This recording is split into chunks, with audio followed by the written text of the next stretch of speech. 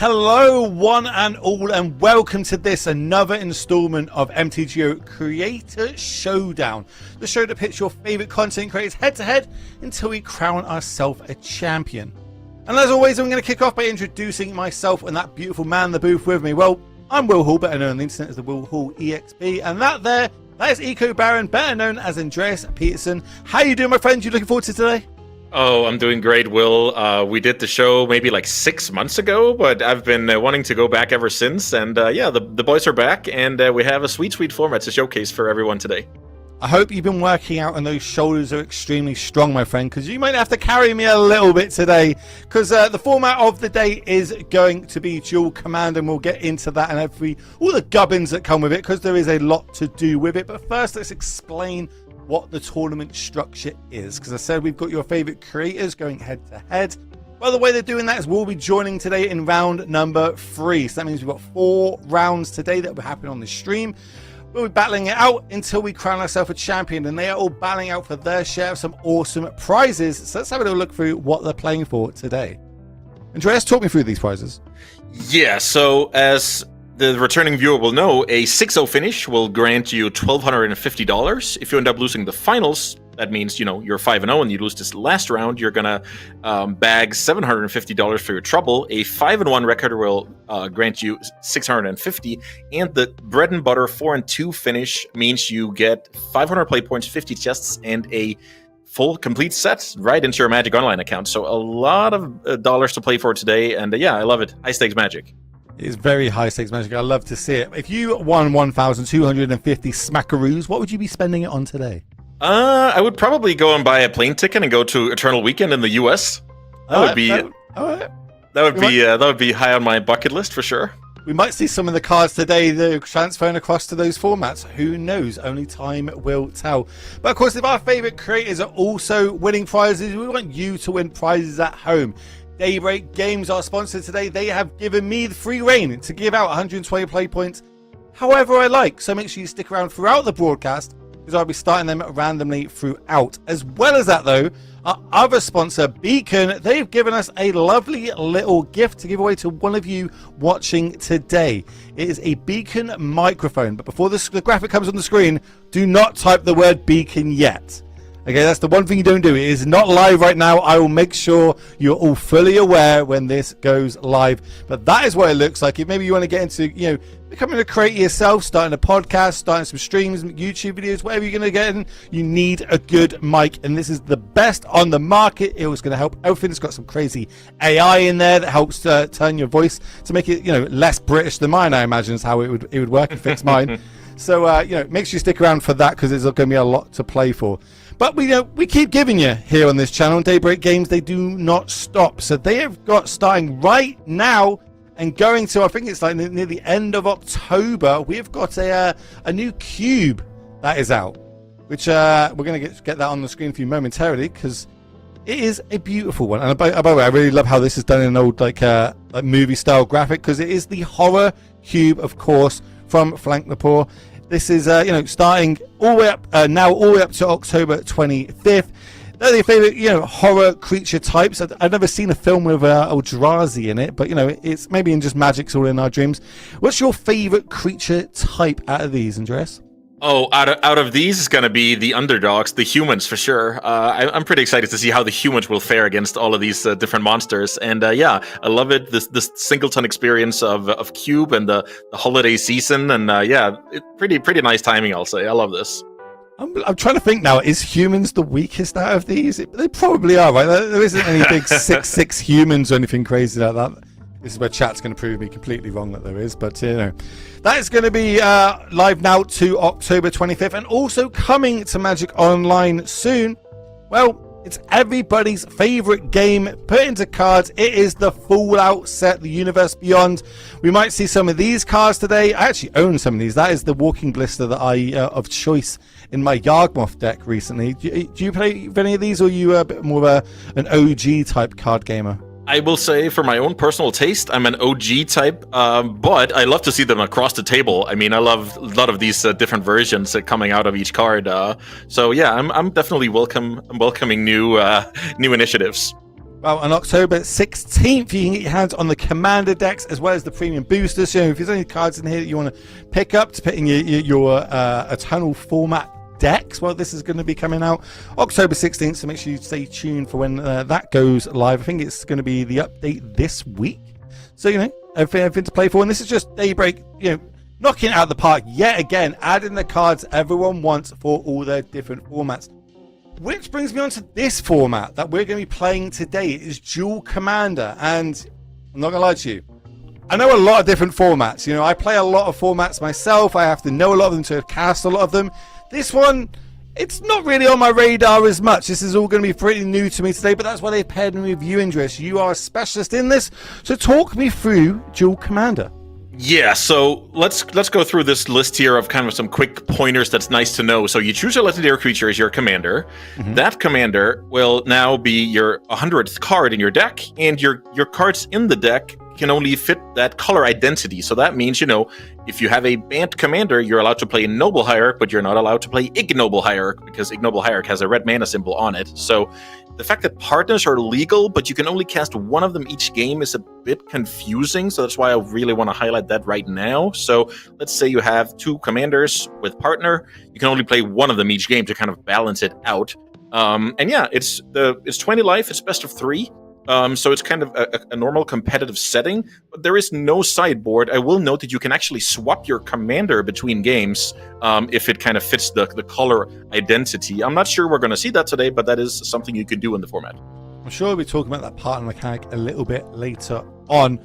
But we do have, the top cards that we're going to be seeing today. You've picked out 5 of them, and we're going to talk through them and why we think that these are extremely powerful and why they're so good in this format. I'm going to start from the left, working our way to the right. Everyone's favorite Cuba. I'm pretty sure I've packed one, picked this one a lot of times. Balance. Talk me through why this is good in Duel Commander.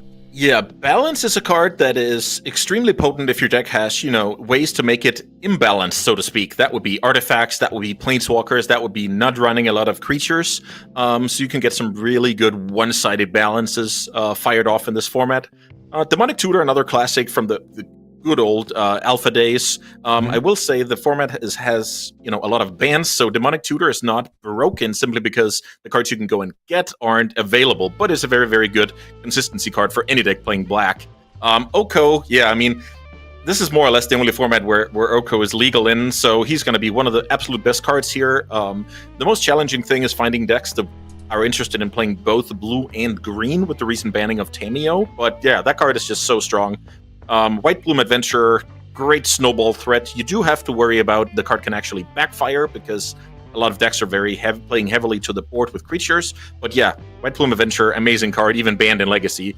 And speaking of banned in Legacy, Skullclaim is just a card. This is a format with tons of, tokens, mana elves, and a lot of combat going on. So just naturally, Skullclaim is going to be one of the absolute best cards in the format as well. And you can play it in any deck if you want to. All right, so my questions are about what's going on here. So, Oko. This card, every format, as you mentioned, is pretty much busted in every single one that is legal in. I can't use this as my commander, right? Even though it's legendary. Yes, if you want to use a card as your commander, it either has to be a legendary creature or it has to say on the Planeswalker that you're actually allowed to do it. And a little bit of foreshadowing there, we're probably going to see something in round 1 that takes advantage of that. Okay, cool. Love to see it. And then I'm going to go on about the initiative as well. I'm sure this isn't going to be the first time we talk about it, but talk to me quickly. What is the initiative and why is it so powerful in this format? Yeah, so the initiative is kind of this, ongoing value. It's kind of like the Monarch, but the effects are, a bit different. But the point is, if you don't get attacked and the opponent does not connect with unblocked creatures, you will kind of spiral an advantage. So once you've resolved an initiative creature, your plan is not to, necessarily to close out the game. It's more to stall out the game, because then the advantage will just spiral and win the game by itself. So yeah, I expect to see that come up a lot today. Okay. Well, we've also got the most played decks that we're going to be seeing today, because remember, all your favorite content creators are battling it out, and you can see it from their side as well on whatever platform that they're streaming from. And, it's kind of dealer's choice when it comes to, picking a deck. You can play aggro, you can play mid-range, or you can play control, whatever you kind of preference. I would definitely be leaning towards the aggro side. What about yourself, Andreas?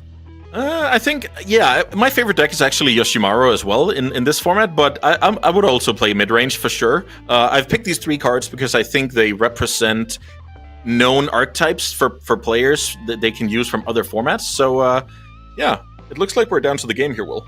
Oh, it does look like we're here in this game. Remember, we're joining round number 3 here at the MTGO Showdown. And looks like we've got our reigning defending champion, Tandy MTG. Remember, won last month. I was able to take down. Is he going to be able to do it back-to-back? Starting off on a nice 2-0. But up against Mr. Tandy. Are we? Oh, so we got Tandy MTG and Mr. Tandy. Okay, going head-to-head.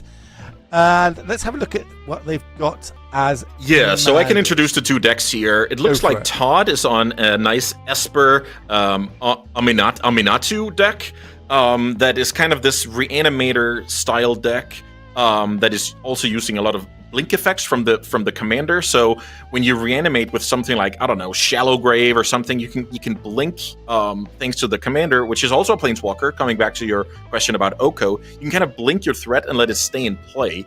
And it looks like we're getting into the game right when Todd is resolving a Tainted Pact, which is also a pretty messed up card in a 100-card format.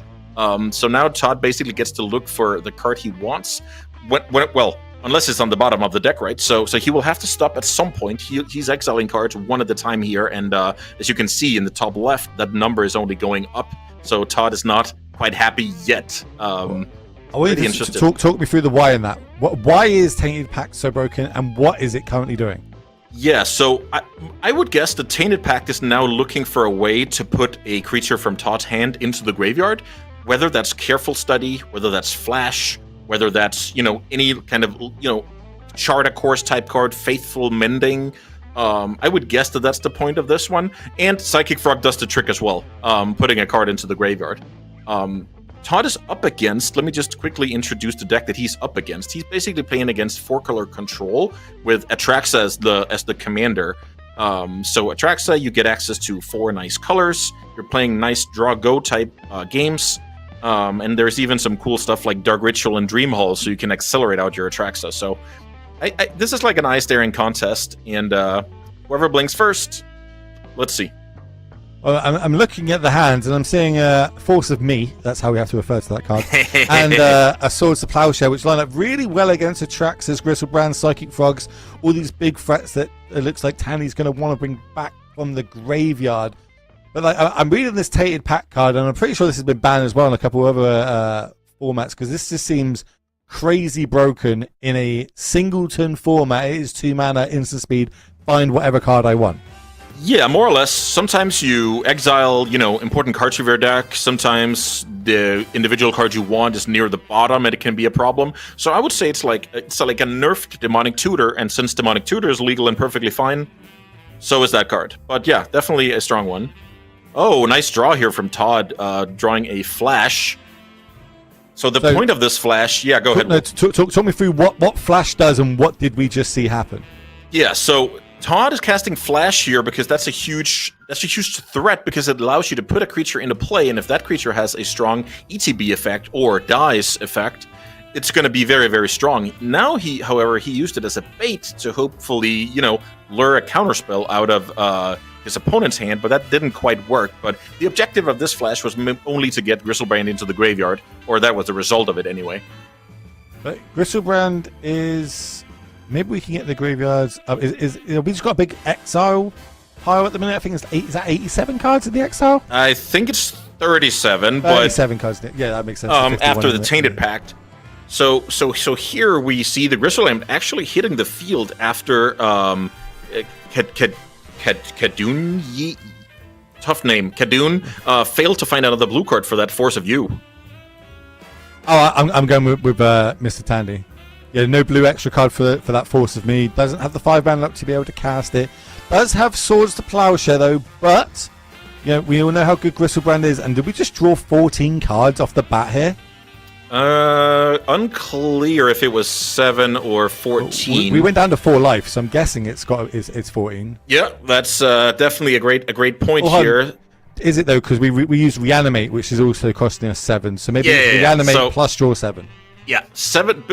Putting a big 7/7 lifelinger into play and drawing 7 cards is pretty nice. I will say that Teferi can be annoying here, and I'm actually quite curious to see what that Enlightened Tutor can do. What's the sort of things that he's going to be looking for with that tutor? There's lots of different suitors, right? Yeah, so I'll have to do a little bit of research here, but I would guess something like Dream Halls. Dream Halls is a card that allows you to cast 0 mana Atraxa from your command zone. So that is definitely a possibility. Famously lines up quite well against Gristlebrand as well.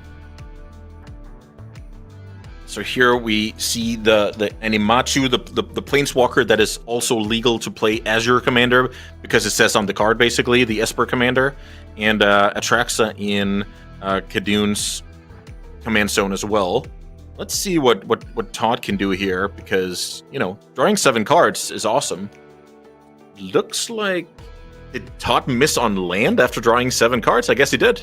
I think he did miss on the old lands, and I think that we're near the end step here as well. I can't quite see the stops at the minute. I think we're near the end step. Yep. That's why Todd hasn't gone to discard just yet. Yep. And now it looks like we're in discord, so he's going to put a load of these big creatures in the graveyard, because he's got a lot of ways to get them back out, as you said. And so the idea of this deck, on the face of it, if my understanding is wrong, please tell me, is I want to get big fatties into play, cheat them in with Reanimate Souls, and then I want to be flickering a lot. We've got things like Grave Titan, Ashton Rider, Archon of Cruelty, Agent of Treachery, loads of big ones that have loads of cool into ETBs. So the more we see them in the play, the more we flicker, the more value we're going to get, and that is how Todd's eventually going to try and win this game. How on over on Mr. Tandy side are we looking to win the game? Yeah, so this Atraxa deck is trying to drain the opponent's resources over the course of a long game, and then play Atraxa to, do it all over again. And now we see the awesome interaction of Enlightened Tutor for Dream Halls, play Dream Halls, and now, because Atraxa has 4 different colors, you could basically discard whatever non-land card you want and play a 0 mana Atraxa. So this is incredible.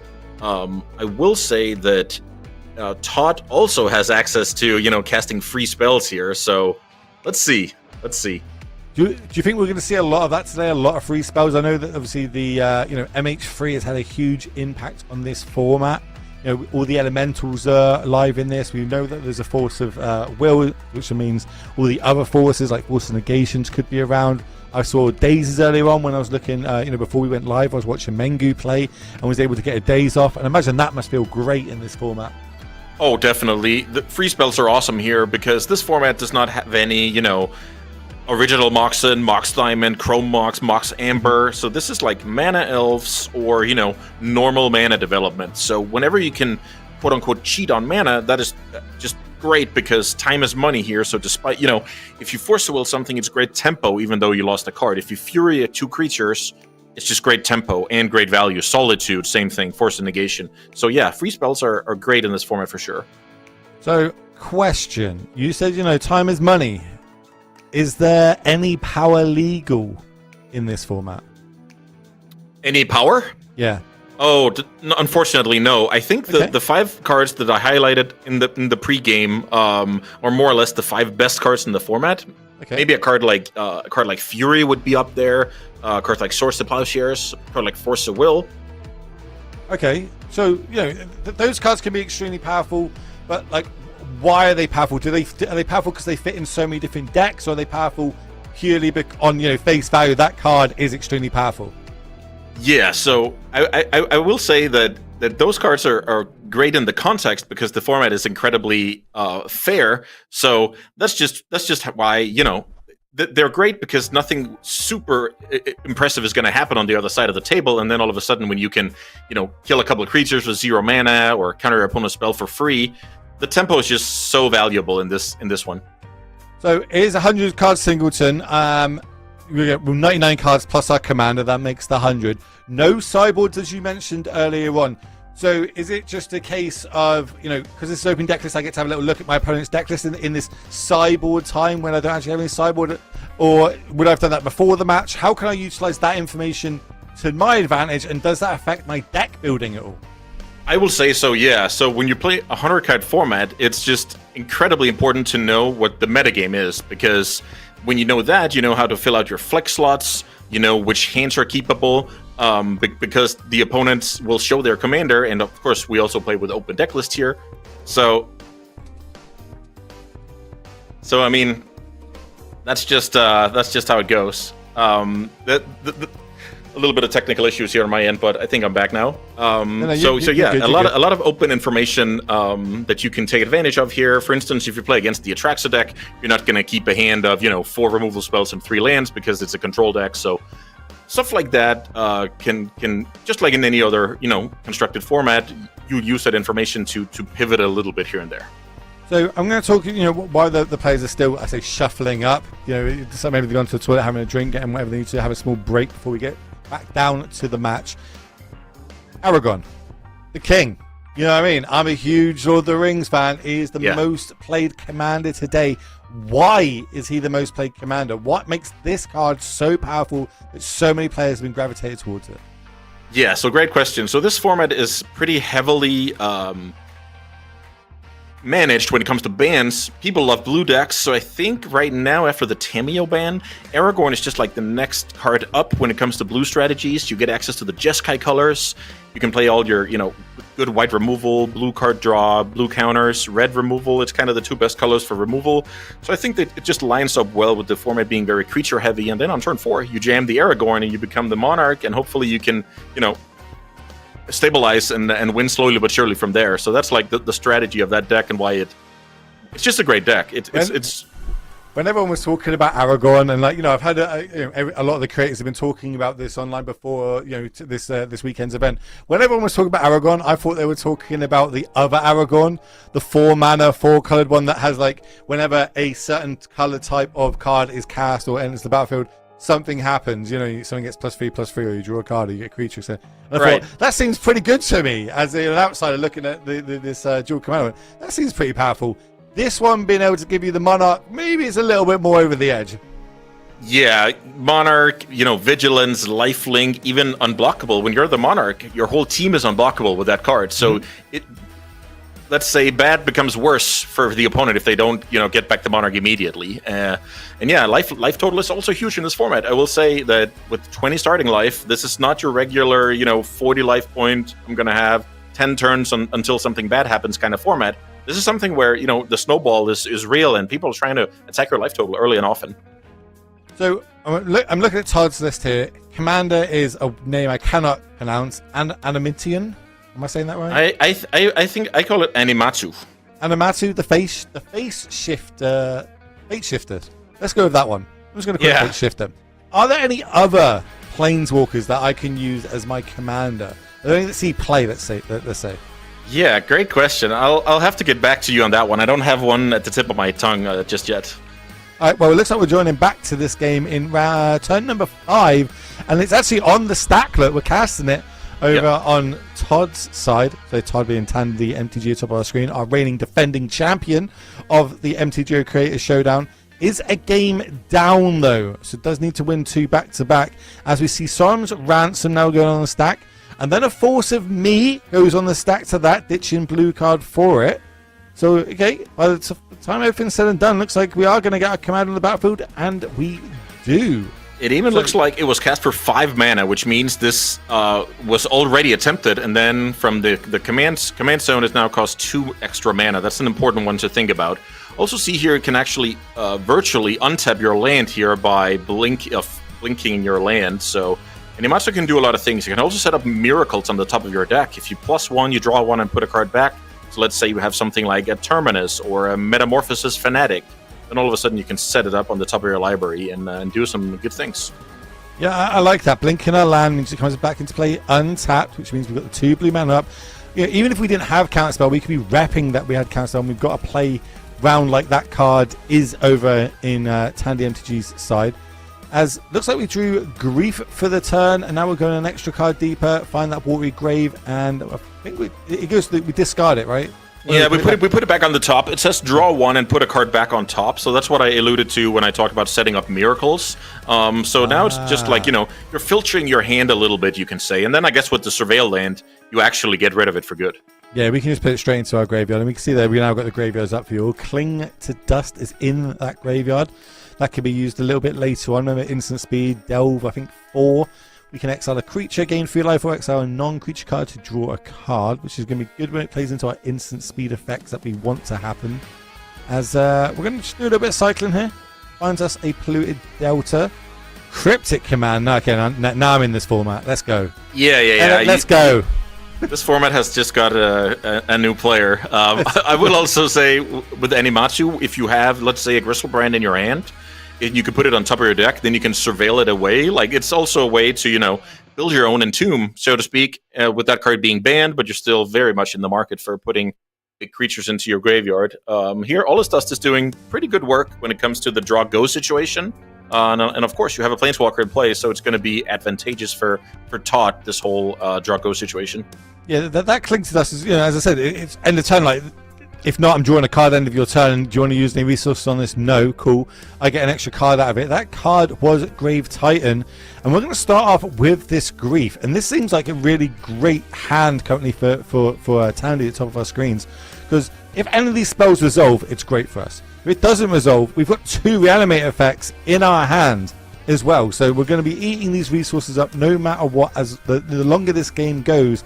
And I don't think the bottom of our screen, MrTady's got a very quick deck or a quick way to win this game, so I think we might end up going to a game 3 if we don't draw something and we draw it fast.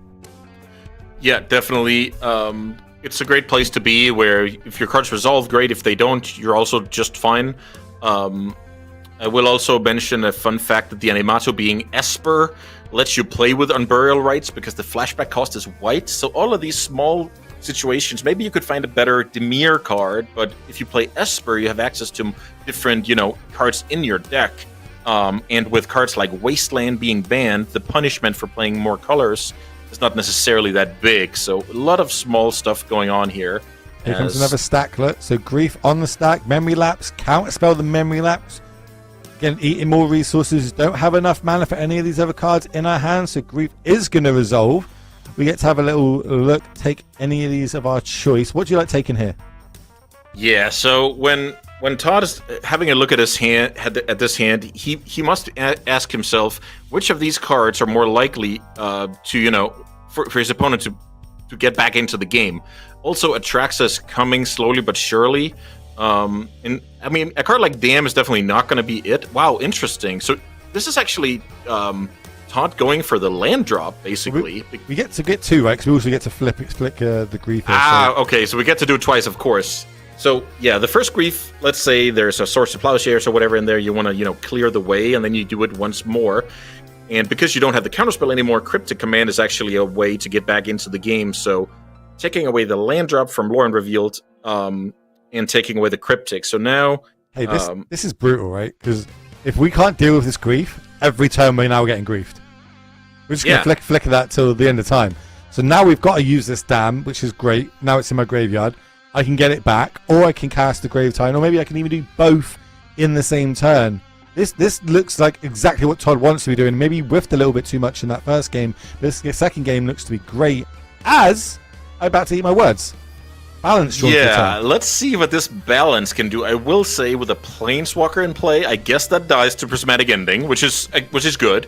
So now, balance plus Prismatic Ending is something you can do here. Ooh, we're doing it there. Yeah, I think if we did it the way that you said, that would at least get one more card out of the hand. But I actually think this is on purpose to not, help the Reanimator deck put a big creature into the graveyard. I actually think this is a great strategical move. Okay. I can see what you're selling here. I thought it was a curious sequence as well, but I actually want to give the player credit here because this looks like the smart move. The flip side of it is, with all that mana, if there's a big fatty in hand, why wouldn't have Todd played it? Well, we wanted to clear the path, see what was going on with that Grief, so that there was a turn. So yeah, the logic's the madness here. Love to see it. Yep. By every time everything's said and done, for 2 mana, we get to not only kill the creature in the battlefield, but we also make Todd sacrifice 3 lands. And then our follow-up play is this Prismatic Ending, which Todd knows about, and that'll be able to target the commander on the other side. Talk to me about the zones and how many times we cast things and all the extra mana that cost, etc.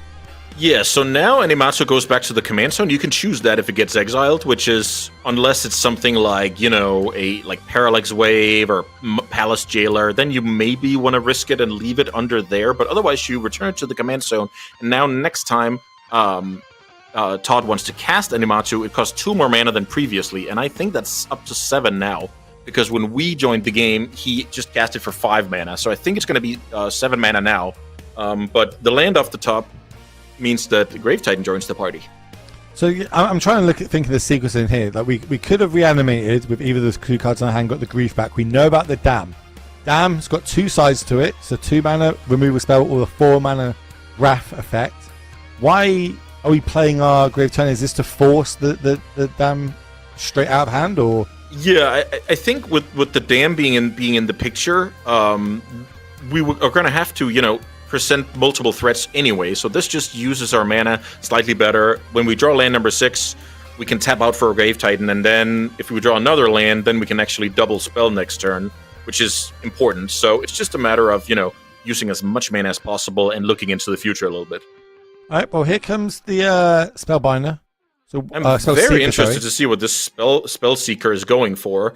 I mean, you can argue that something like just a source to plowshares to get rid of the Titan will go a long way if you fear that you're up against actual reanimation spells. Yeah, I mean, the world is your oyster when you get to search your 99 card library for a cheap card. We've got Dam in hand. We've already seen Balance. We've got Demonic Tutor, Inquisition of Kozilek, Ponder, Preordain, Oust, Prismatic Ender. We've already seen Prismatic Tutor. Other than Thoughtseize, then we go to the Instances, which is more Tutor effects, Fatal Pushes. So this is a cool play. Your new favorite card, Tainted Pact, was the target. So this tells me that Khadun is saying, okay, I'm pretty behind here. I need to take some risk. So I'm going to go like Tainted Pact for what I would guess is going to be Dream Halls, because that allows for the 0 mana Atraxa and drawing a bunch of cards. So that's like a way to get back into a game where you're behind, no matter how you slice it. But, Tandy top of screen, we drew Reanimate for the turn. That's got a nice little juicy target in the shape of Grief in the graveyard, if you want to go that route. Also has Animate Dead and Burial Rites. Looks like definitely lots of reanimation here. This reanimate on the other side. Yeah, this is a cool one. Now you're going to see some magic here, Will, because reanimate on your opponent's graveyard. Now you get to tutor from your deck, and I think Todd is going for Unmarked Grave here, and we're going to see Archon of Cruelty hit the battlefield. But let's see if I can predict the future or not. Okay. Unmarked Grave is this nerfed, I believe it's MH... Is it MH2 or MH3? I think it's MH2. I think it's 2. It might even be 1, but yeah, it's one of the early MH sets where we get to basically go pick a card. Originally put in there alongside the card Persist and Archon of Cruelty to have this, let's call it a reasonable reanimator deck for Modern. So yeah, let's see what Todd is up to here. There's also just something like a good old hard counter of sorts that will probably also do it here. So it depends on if he just wants to, play a little bit of safe or get flashy for the camera. We got Thoughtseize, we've got Collective Brutalities as well. We've got Careful Studies we can get. There's a lot of spells that we can find. We can even just get more counter magic, as you said. Good old counterspell is actually already gone, so that is not an option. Oh, sorry, so we got like Daze and Flash, other kind of like 2 mana spells. What we got? Sorry.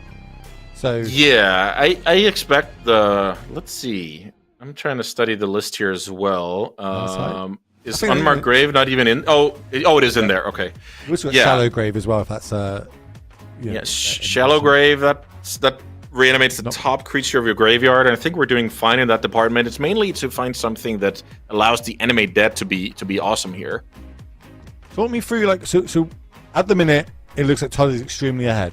A huge battlefield. We've got like 15, 16 power on the battlefield, which is lethal next turn. So what's the game plan at this point when you're so far ahead already? What do we need to do to lock this game up?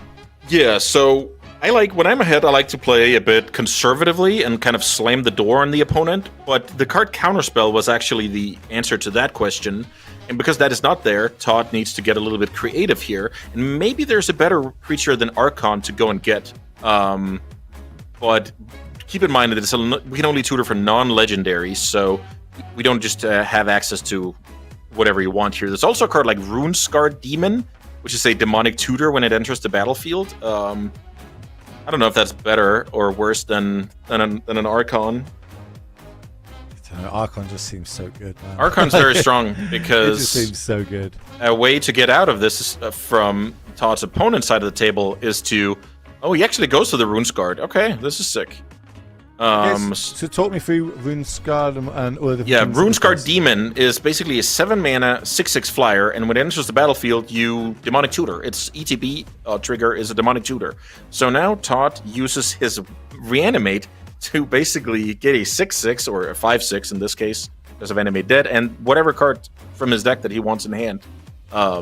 Still not sure about which is the better one though. I feel like it's Thoughtseize. I feel like that's where I'd go here. Okay, I like that. Because we have the information that the opponent spell seekered for. We know both cards, right? Yeah, perfect. Yeah, the pact is known because of the spell seeker. Yeah, this is awesome. So you're the dual commander expert here. I like the Thoughtseize a lot. No, I played a lot of blue black reanimate in Legacy. I'm just like, how can I get as much value from this as possible? And I'm looking through the list here, and we've got 1 mana up. It's got to be Thoughtseize, but then I love it because Tainted Pact puts the card into hand. I will say, then we're gonna get swept by Dam, but then Unburial Rights can hopefully take us home from there. Then let's go the other way. Let's say that we take the Dam here. Yeah. And we leave with the Tainted Pact. Tainted Pact, end of turn, goes and finds what and can do what to help. Basically. Yeah. This game So so at this point, if I'm in the seat of the Atraxa deck, I want to go for Dream Halls. Then I want to draw a spell for my turn, not a land. Then I want to play 0 mana Atraxa, and then I can hopefully get some 0 mana stuff off of the Dream Halls as well that can get me back into the game. Could be another sweeper. That's probably like the realistic. Supreme Verdict in here. Yeah, there's for sure a Supreme Verdict, and maybe even more sweepers. I think. Deluge? Toxic Deluge, it definitely works. I actually don't know how it works with Dream Halls when it comes to paying the additional life.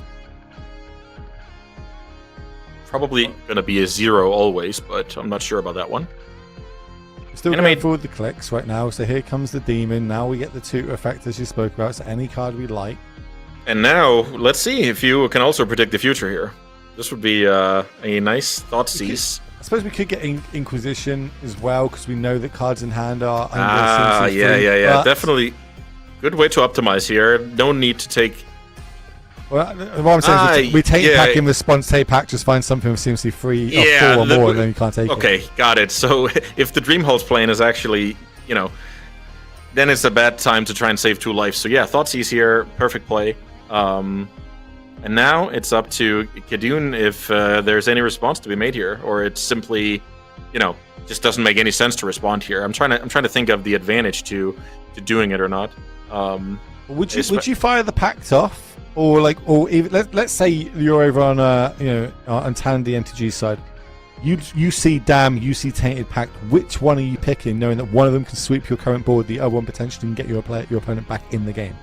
Yeah, I'm gonna go and take the Tainted Pact here. Take my medicine on the Dam, and then just use Unburial Rights to hopefully. I mean, the Unburial Rights is also double reanimation, like back to back. So I think I'm gonna be fine here. So I'm actually interested to see what Khadun wants to Tainted Pact into here.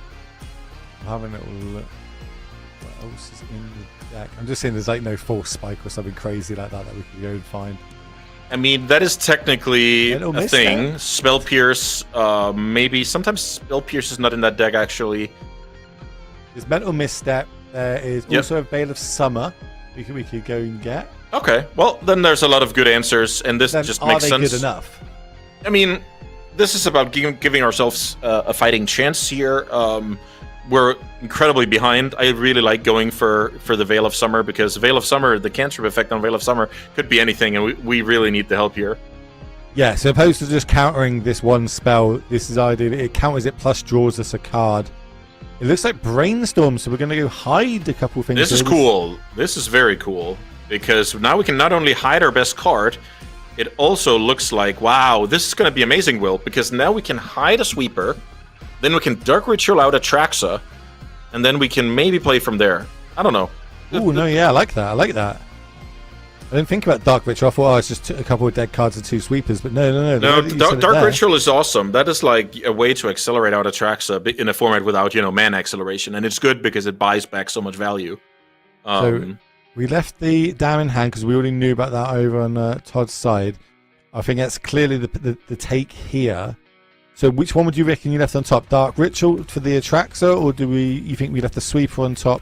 Good question. Actually, since I don't think he has information about...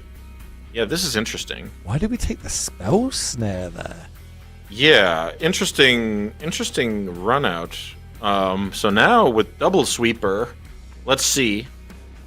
I mean, the board will get swept. Then Todd can reanimate 1 creature, but then we can kind of match... I'm saying we because it's our point of view right now.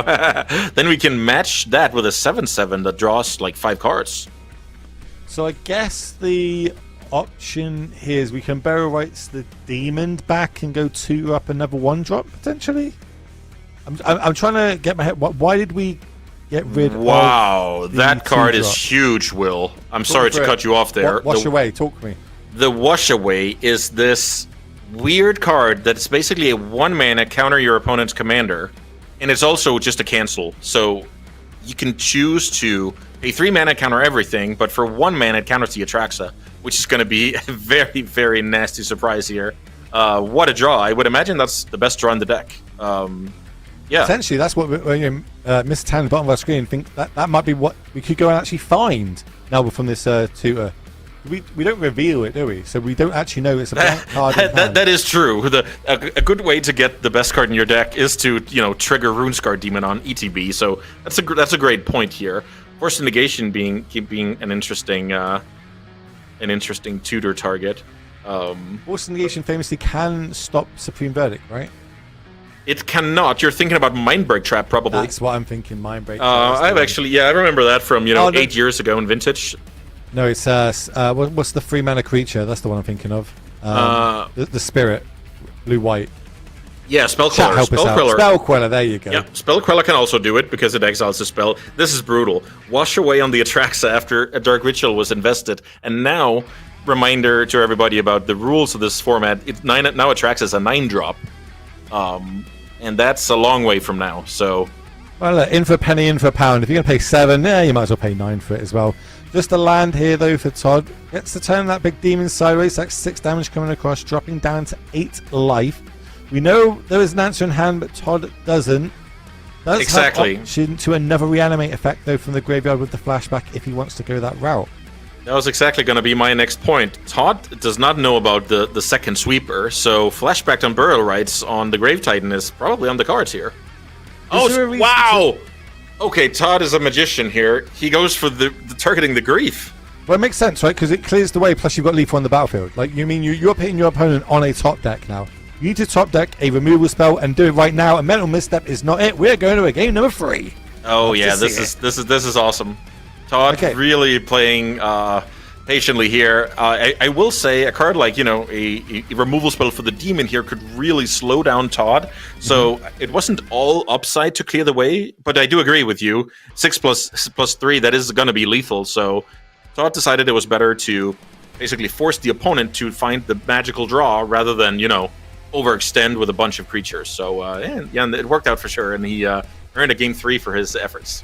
I couldn't remember how many times Todd has cast his commander in that game. Is there a chance that he could have just cast his commander, flickered the demon, got another tutor effect? Is that another line that he could have I counted it, but the 7th land he drew was Seachrome Coast, which is a tap land into the late game, so he only had 6 mana available, and Animatsu was a 7-drop, so he was 1 mana off of doing that. Okay, I'm going to start a giveaway, because I can. What shall we do? What words should we have? Should we have, like, grief? Everyone in chat type the word grief for 120 play points. That sounds good. Boom. Right, chat, all you need to do to be in a chance of winning 120 play points courtesy of Daybreak Games is just type the word grief. We've just seen it there. Take that game number 2 down, getting us into a game number 3, and I love game number 3s of high level one-on-one competitive Magic, and that is what Duel Commander is. It is my first time getting my eyes on it. It might be the first time a lot of you are getting your eyes on this format in particular, coming from other ones like Legacy, Modern, Pioneer, Standard. We're kind of used to these on Magic Online because these are the competitive formats that get us to the Pro Tour.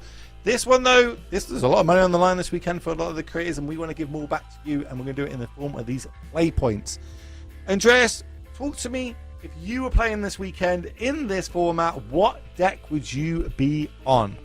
I would actually be playing the aggro deck that we talked briefly about earlier, the Yoshimaru deck, but I would play with a red and blue partner commander for this small edge that then I could put Mental Misstep in my deck. No other blue cards, simply just have Mental Misstep in my deck, and then I'm playing this, a bunch of legendary lands, legendary creatures, putting on pressure, and hopefully, kill these Animatsu decks or Atraxa decks before they get going and take over with superior card quality. I've got a question for you as we head down to game number 3. Both players just starting off with a couple of lands each. Todd doing his thing, turning and burning. Looks like there was a Fort Seas that got met with a No More Lies. So now we're going to into life, draw 2 cards, discard 2 cards. The question that's on my lips, and I'm sure everyone else's lips that's watching right now in chat, and shout out to you, chat, is can I play Infect in this format?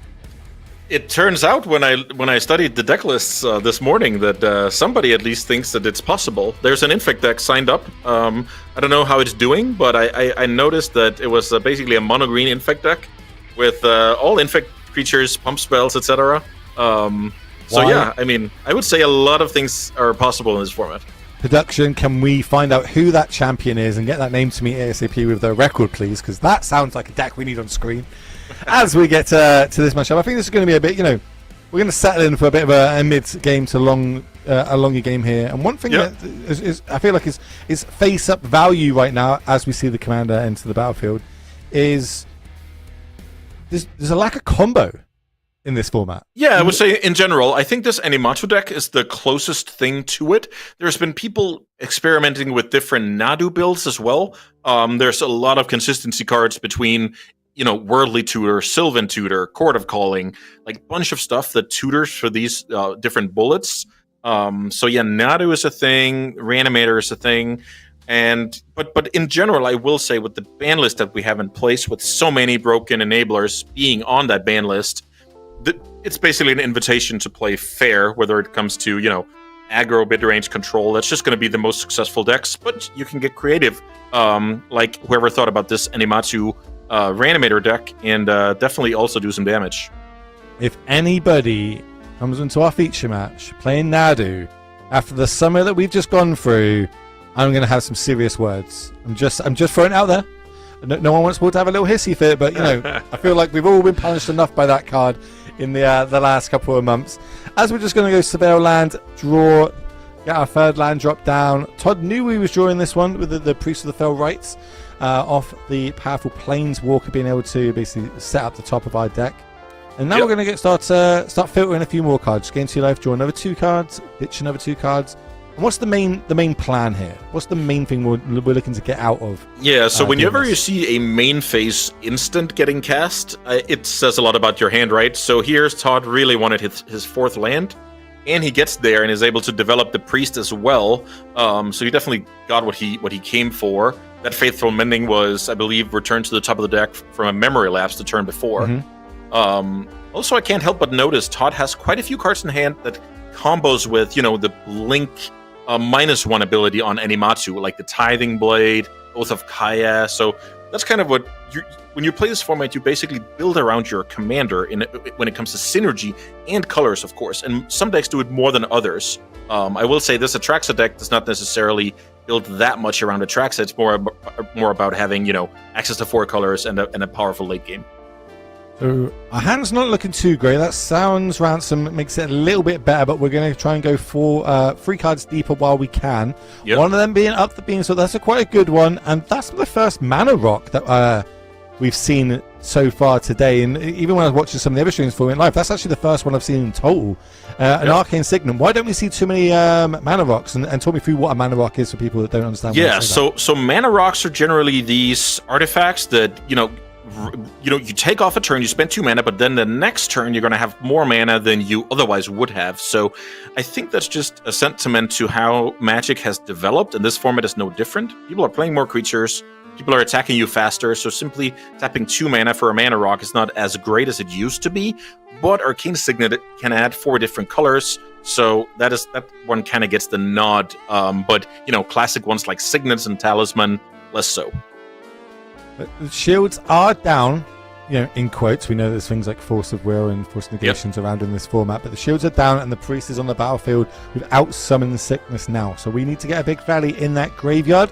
The one currently that I see is the Troll of Khazad-dûm. Is that enough, though? Is that powerful enough? Yeah, then there's also a new card in there, Will, called Metamorphosis Fanatic, which is a 6-mana miracle creature that reanimates on ETB. So now we're going to see that enter the battlefield. That one will bring back the troll, it's also going to add a small lifelink counter onto it. So now it's going to be problematic for the Atraxa deck unless a sweeper sees the light of day.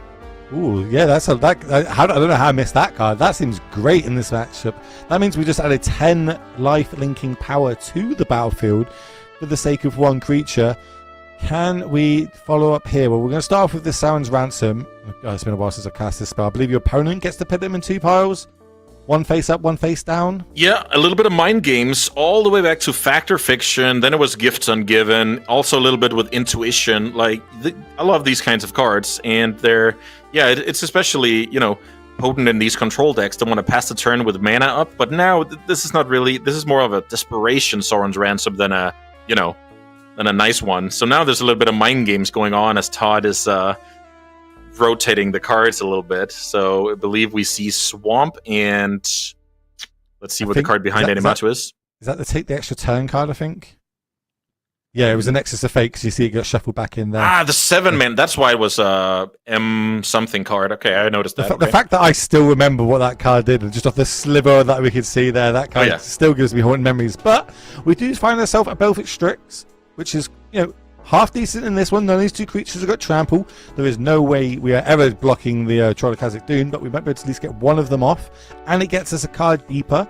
If it does resolve and live, we know that there's at least 2 answers over there on Todd's side. That card deeper was just another land, not ideal. We might be just tapping the top of our deck and hoping. Oh yeah, for sure. I think we have to see some magic like the sweepers from last game. Ooh. Also, what a play here, end of turn. I actually forgot about the flashback on Faithful Mending, but that definitely works. And Shallow Grave definitely has... right? Because you go Oath of Care, kills the creature, you flicker it, do 3 damage to face, you Shallow Grave back the Gristlebrand, you attack for 17. It definitely looks like that's how it's going to play out, so let's see here.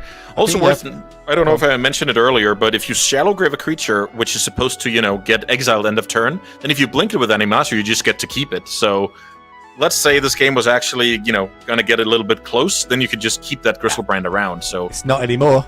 It's not for sure. Todd is just showing off a little bit for the camera here. He knows that we're here talking about him. Well, as I keep saying, reigning and defending champion, won last month's Great Showdown's looking to go the 2-time here and starting off nicely with a 2-0 record, and it looks like might be securing that 3rd W right now. We're going to start off with Collective Brutality, probably all 3 modes, why not? Get a little bit of life gain in there, kill the blocker that's got Death Touch on the other side, and have a little duress effect. Clear the way, put an Archon in the yard, look at the hand, Todd, that was a dominating performance here in Game 3 for sure.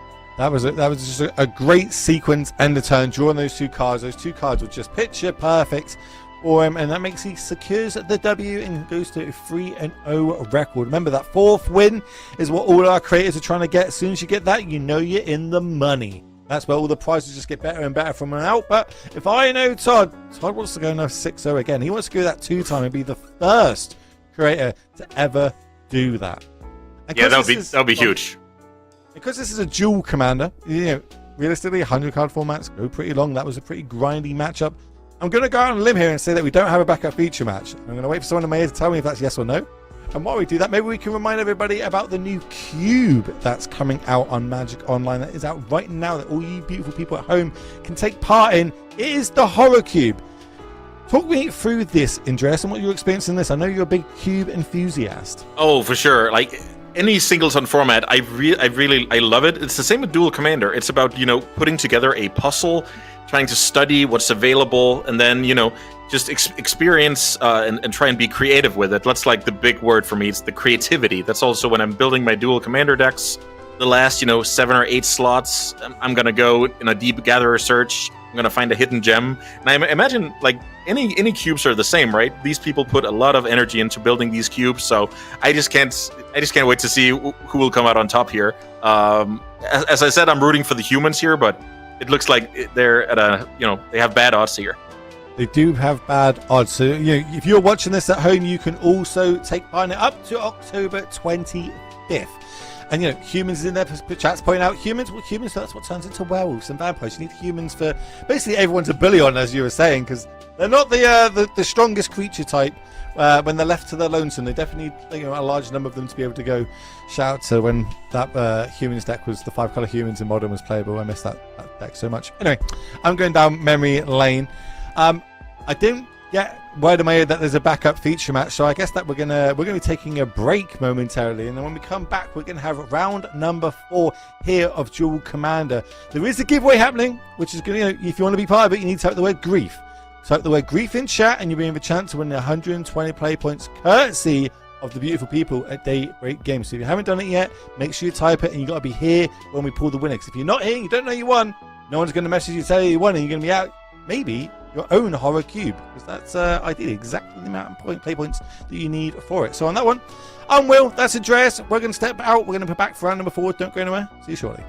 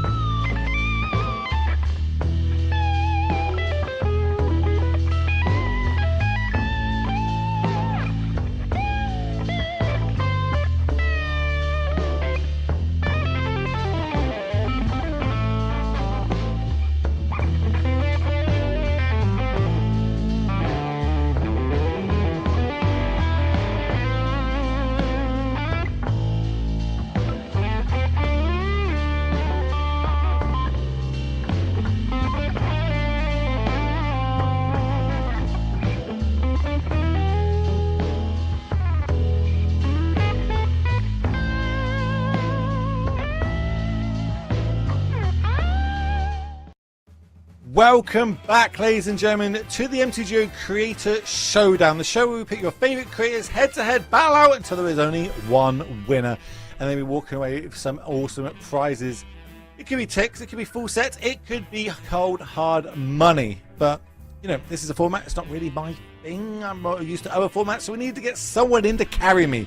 Andreas Peterson, how are your shoulders after one round of carrying me so far?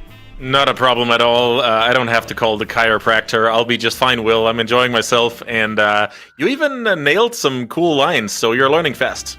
Look, the more I watch, the better I get. It has to happen, right? I can't watch this many games of Magic and not get slightly better. Still not good, but slightly better. But there's a giveaway happening right now, which I need to remind all you beautiful people watching right now that not only can you watch it from our side with our commentary, but all your creators are still in the event. But you can watch it from their side as well. You can go over to Twitch, YouTube, TikTok, wherever what they're streaming on. You can watch it from their point of view. But when they get 2 losses, they're out of it. They have to come back next month. They'll be raiding this channel. So you might as well stay here because we've got all the sweet giveaways.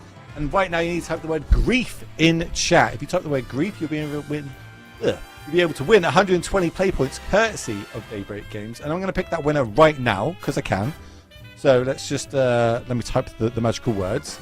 So, can you give me a countdown for 4, Andreas? 4, 3, 2, 1. That was very good, very American. Boom! Right, if that is your name that you see there in the chat, well, congratulations. You need to whisper me on Twitch or Twitter or wherever it is going to be. Basically, get hold of me. Get hold of me. I'll take your details. I'll give you a code. You'll be 120 play points better off. But that's one. I got more. Let's just do another one. I'm going back to back. I'm not going to make you play around, chat. You know, and we're going to go with it. We're going to go with horror because of the new horror cube that is on Magic Online that you can all take part in right now and maybe even win 120 play points for it. That is the beautiful graphic on there. Frank's, that cube's back. He's very good at the old horror. That's different creature types in there. Andreas, if a demon was fighting a vampire, who would win in your opinion? Oh, I'm going to go with Gristlebrand here. I'll go with the demon. Okay, chat, tell me a vampire that will be able to beat Gristlebrand in the game of Magic the Gathering. That would really help me out. Maybe we can do this little back and forth for now. By the end of today, we'll be able to find out which creature type, excluding Emrakul, before anyone gets out there, is the most powerful horror creature type out there. Or maybe we've missed any that aren't on this graphic. Again, let us know. But horror in the chat to be in the chance of winning 120 play points. And as another reminder, there is a beacon microphone on the line later on. So if you're going to be around towards the end of today, this is what's going to be up for grabs. Don't type the words yet. Don't worry. We're not doing this giveaway at the minute, but later on, this will be on the line for one beautiful people watching on this channel. And if that's not enough out there, we've got giveaways, we've got new cubes coming out. Well, there's some extra cards coming out that could be added to your Duel Commander deck. That is right, we have got everybody's favorite game, Fallout, coming out. We've got all these beautiful cards. We've got the Universe Beyond. We've got the Commander decks as well. If you want to either just change up some art in your deck, maybe you got a Legacy deck, you want to change to these Wastelands. Maybe you want to be like me, hit these Walking Ballistas in my Yawgmoth deck. You're going to be able to do that and change the art for them because it is all coming out next week, October 16th. So make sure you stay tuned for that. Yeah, there's also a couple of Commander decks. Would any of the cards, like I don't keep up to date on Commander decks and how they interact different formats, Andreas. That's why we've got you in the booth for me to ask you these hard-hitting questions. Any of these cards from the Fallout Commander sets, do you think they would make an impact on anything Duel Commander? Yeah, so I must admit that I didn't do my full research on that one, but I would just say historically, there's always going to be some hidden gems in there that will be relevant, and especially in the format like Duel Commander, where all of a sudden, maybe this niche card is exactly what you need to make your deck just a tiny bit better. So I would say the odds are yes. The one thing I love about these, like Legacy and all the bigger ton of formats is I get to play with cards that I don't normally play with. I main Modern. Modern is my main format. I love that format. I love Pioneer, I love Standard, love Legacy. But when something like turns up like from the 40k, like I'm a big 40k enthusiast. I love the lore. I love playing the making the models, etc. But I don't get to play those cards very often. But like in those formats, some of them are extremely powerful, and we've seen a couple of them already today. I think Todd had one that he could reanimate. One of the gods that comes back, draws 3 cards. Great in a flicker deck. Yeah. Who would have thought? So, great point. Maybe some of these cards aren't going to come across. One thing I don't see is I'm just spitballing right now, is I don't see many Doctor Who ones. That's a good one. I mean, I couldn't name you one right now, but there could be some are more powerful than others. I also remember the Assassin's Creed set did not have that many bangers in it compared to other expansions. So yeah, I mean, some hits and some misses here and there. Only saying that because last night, I'm going to humble brag at you all here, Chad. Someone won F&M last night. This guy. And my prize was a collector's booster of Doctor Who. And it's one of the one British thing I don't do is I'm not into Doctor Who as much. And I opened the 10th Doctor, the 9th Doctor, the 4th Doctor, and when I was like, I think these are good. I don't know what's going on, but I think these are good in this. And I know the actors, I just don't know the things. But that's why it was in my head. But let me know, chat at home, what deck would you be bringing to this format? What cards are you excited to see from the Fallout set into this? Because I don't know if you watched that TV show, Andreas. That TV show was pretty good. I very much enjoyed that, and I'm looking forward to a season 2. I think if they lined out better, and if I watched the TV show then the set got released, I would have spent a lot more money buying that set. Is what I'm saying. That set was it kind of went a bit out to me. But I'm being told here that we've got a game ready to go because we are in round number 4 of 6 today. Remember, 2 losses, everyone is out of here. They want 4 wins minimum, and that gets them the prizes. So this is who we've got. Looks like we've got a little punk at the top of our screen, and my good friend from Europe, Skura, as we flip him around. Looks like Skura's now going to be at the top of our screen, little punk at the bottom of our screen. Both 2 and 1, so everything is on the line. A loss for one of these players means they're out of the tournament. Yep. Winning this, well, that means they're 1 win away from being able to be in the prizes. Andreas, talk me through their decks and what they're meant to do, as I just have to do one little more shout out to my big boy Anu, Jack Rabbit on the battlefield. He is a big fan of this card and doesn't shut up about it. Yeah, I mean, Jack Rabbit is a cool one for sure, a Cube All-Star already. So what Lil Punk has brought here is a Light Pause, which is basically an Auras deck, known from, the Bogles decks of Modern's past. That card is just, it only allows you to play mono white, though, which is, that's just something. Then you have better mana, then you can play stuff like Winter Moon, but that's like an Auras deck, and when that gets going, it can really get out of hand. While Skura is on this Azusa Lost But Seeking deck, that card is known from, Modern Amulet Titan, and that deck is looking to play a bunch of utility lands, and then maybe, create a Marital Age at some point, or have like a big shield with, Mazavith, Glacial Chasm, stuff like that, with a bunch of Crucible effects. So I'm pretty interested to see what these 2 monocolored decks can do against each other. Let's see if we can get those hands flipped. We'll get the hand swapped around. Currently, we do have the mono green deck's hand at the bottom and the mono white deck's hand at the top, which means it doesn't look like that both players are color screwed, so to speak. But while we get that sorted for you, looking at these hands, if you said to pick one to be more powerful than the other, I've got to be leaning more towards that Amulet Titan. Yeah, definitely. But I will also say that the fact that when you have a Azusa, but you're not able to, consistently take advantage of the double extra land drop, that is kind of a problem. I think that land here settles it. This is actually a fun one. I don't know if you know this one. This is basically a colorless bounce land, like the old one from Ravnica. Just adding 2 colorless lands, 2 colorless mana rather. Okay, so it's letting us basically hit all our extra land drops, but now we've got a landfall card on the battlefield. Yep. This is going to start generating us some treasure tokens, which now we're just ramping. At this Definitely. Point. This is a not the tireless tracker, but the tireless provisioner. And turns out the provisioner will take a lot of treasures here as payment. So I like the ramp a lot. As we can see, Primeval Titan ready to go next turn, which is a problem for the mono white deck.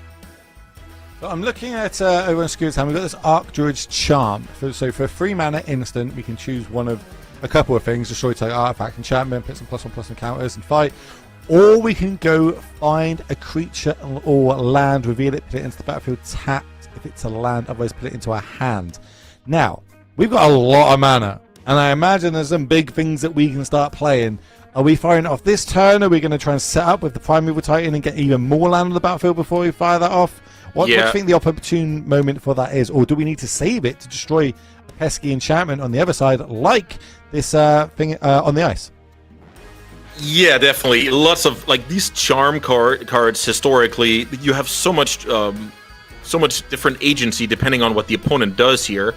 So I imagine Skura's plan can maybe even have changed from 10 seconds to go to now, because now the on thin ice is targeting the provisioner.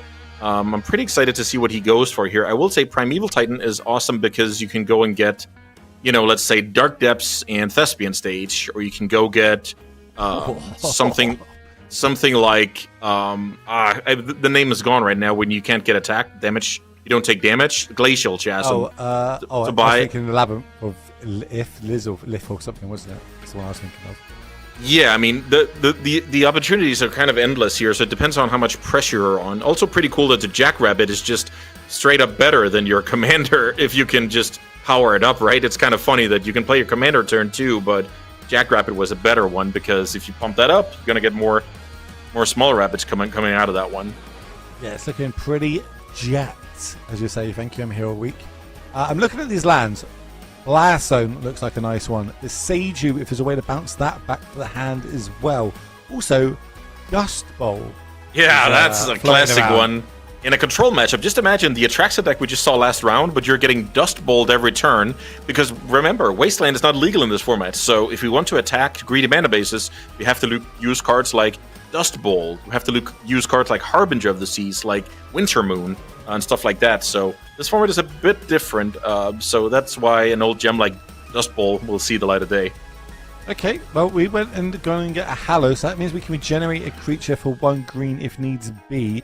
Doesn't mean we've used the charm, though, so no destroy enchantment effect, where on the other side, this all that glitters could be a extremely powerful card once we start equipping it to one of these big ones, because currently we've got, what, 3 enchantments once that comes down?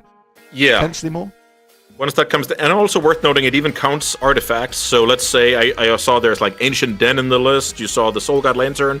So there's a bunch of ways to get more mileage out of the all that glitters.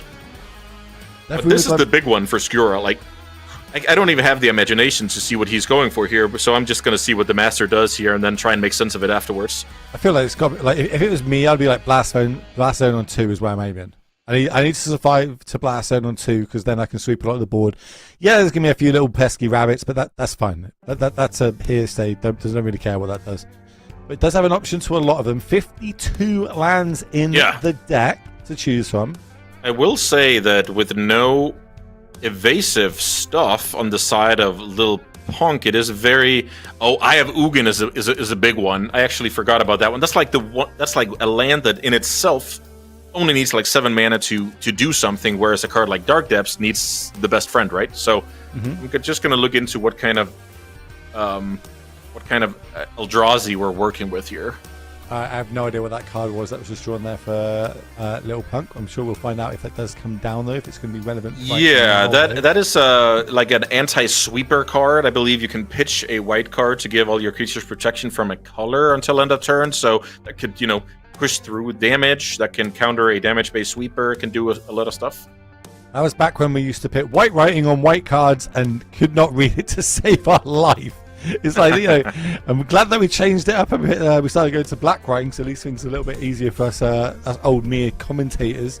As it looks like all this glitter is going to be the card cast for the turn. So let our commander. Because now we're going to trigger Light Pause. We can now search for a 1-mana aura, and I wonder if Ethereal Armor and protection from green on all the creatures, how much damage that adds up to. Ooh, right. That is a lot. I'm just having a look, see if there's anything better. Looks like we've got Spirit Link in there as well. You can give it Vigilance if we choose to, but no, I feel like Ethereal Armor seems like a real good one right now. Giving it +4/+4. Yeah, definitely. And there's no 0 mana, so we don't get a second trigger from it. We could go Griffin's Boon to give something flying.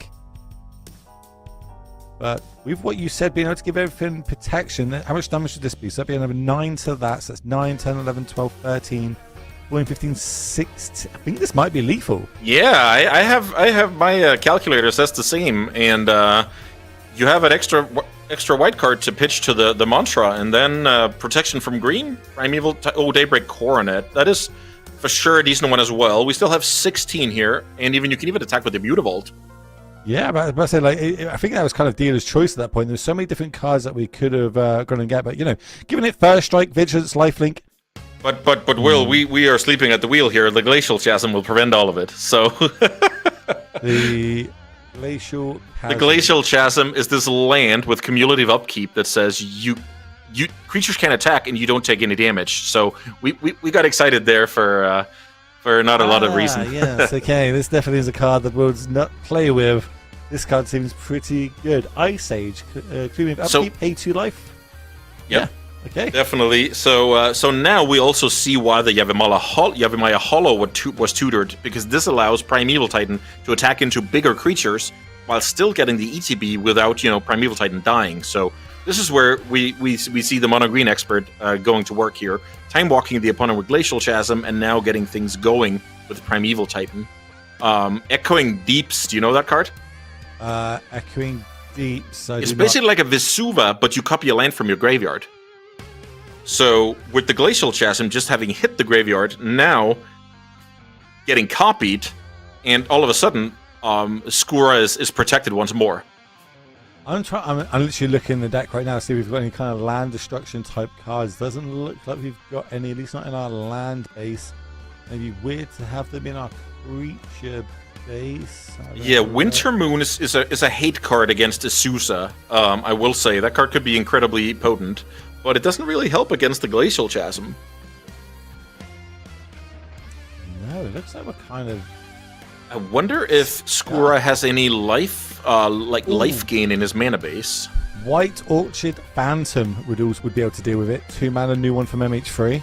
The Flying First Strike, destroy target land. I like it a lot. That's definitely a good... That would be an awesome draw, because if you get rid of the Chasm, then you can attack afterwards, right? So, definitely a good call. There's no ways of us tutoring creatures in this deck, is there? Don't see any... Theoretically, you could play something like, Recruiter of the Guard, but this deck is not really about that. It's more about the auras than the creature toolbox. So how does Skura win from this position? Like, this is great, putting loads of lands on the battlefield, and that just got bounced off. We decided not even to regenerate it. Like, what's the game plan here? How do we win? Yeah, so if you get to also no regeneration here, which is peculiar. So the Primeval Titan actually died, but my answer to that question would be that Skura, he's playing Emrakul, the Promised End. So at that point, you can kind of, make it very bad for the opponent with, some bad attacks, using some, even like putting auras on the opponent's creature, stuff like that. Thanks to the Eye of Ugin tutoring up Emrakul. So the inevitability is definitely there. Also worth noting, Jackrabbit is attacking, despite Glacial Chasm being in play, but it still makes rabbits, right? Because it's an attack trigger. I was literally about to say, like, why we're attacking the 2 creatures when my opponent's got protection. It's so we can get these extra rabbits. So we can get to it. But here comes Emrakul that is found, and this is the new MH3 Emrakul that you get to steal all the creatures on the other side, and if it dies, you raff the board. Yeah, so when you cast it, you gain control of all of the opponent's creatures, which is pretty nice on a board like this. It has flying. It's a protection from permanents that were cast this turn, which is kind of a weird protection, but that means it's protected from something like, I don't know, Solitude, Oblivion Ring, stuff like that. And yeah, as you say, when it dies, you have to sacrifice all your own creatures. So, but the white deck will probably have a hard time actually killing the Emrakul. Maybe it can exile it, but killing it is going to be rough. I think we need one more. If we draw another white card for turn, that's 8, 9, 10, 11. So we're still 1 off there. Yeah, this is pretty amazing. The Emrakul exactly getting cast here thanks to the discount on Eye of Ugin, taking control of all of those creatures. And the cool thing about controlling the Glacial Chasm is you can just sacrifice it when you're ready to win. You don't have to keep it around. So Martin, they've definitely maneuvered here very, very well. I must have missed the detail when it comes to the regeneration from Yavimaya Hollow. But I mean, now he's looking like a genius with all the white creatures on his side of the table. Let's see if there's any way of getting that off the battlefield. The marching... Well, there's a Swords to Plowshare. Yeah. The problem is that does not, it gets rid of it, it exiles it, but then you don't get your own creatures back because Emrakul does not die. Emrakul would leave play in that case. It's when it leaves the battlefield, right? I think it dies, but I'll look it up. It leaves the battlefield. Oh, it leaves the battlefield. Okay, got it. Okay. Well, big top deck. That's not it. That definitely helps the outs in the deck. Whew. Getting jacked by your own pet rabbit. That's not good. Can we survive a turn here? 26 is a good life total for trying to survive. That's for sure. So oh my god, there's so much math I need to do right now. So let's see. 12-12 Emrakul. That's probably the first problem. Then we got a 9-9 trampling first streaking life. Yeah, okay, there's enough. And then a rabbit, bunch of rabbits. I don't actually think there's another. If not, it would kind of eat the one card that we need, and then we've got to rebuild our board back from there. So we are going to see Skura take this down. Masterfully done with this Azusa deck, the mono green Azusa deck. So there is no sideboarding with these decks. It's not a thing. It's 100 cards, but no sideboards. So you are going to see players just instantly click, run it back. Let's see if we can go. But Skura now up a game, looking to get that second win and advance to a 3-1 record. If he's able to do that, he can get us to stay in the event. Little Punk, this is the second loss. If they pick up this one, then they are out of here. They're going to have to come back next month to the MTGO Create Showdown and have another run at the things, because right now it's an uphill battle. Oh, for sure. Facing elimination, down a game. Yeah, it's never fun. Looks like a real Razor was the draw for Martin here, and I will. Oh, by the way, Martin has a cool one in hand. Skura. Realms Uncharted. That card is like, I would explain it as like lands intuition or lands gifts ungiven. So you search for four lands, and then it's kind of up to the opponent which you're getting, right? So it's like lands gifts ungiven, I guess. I guess that's the best way to explain it. That card is super cool. You know what super cool cards are?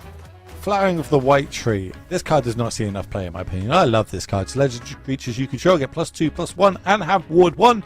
Non-legendary creatures you control get +1/+1. It is of course from the Lord of the Rings. We all know about that White Tree. That's very prominent in those films.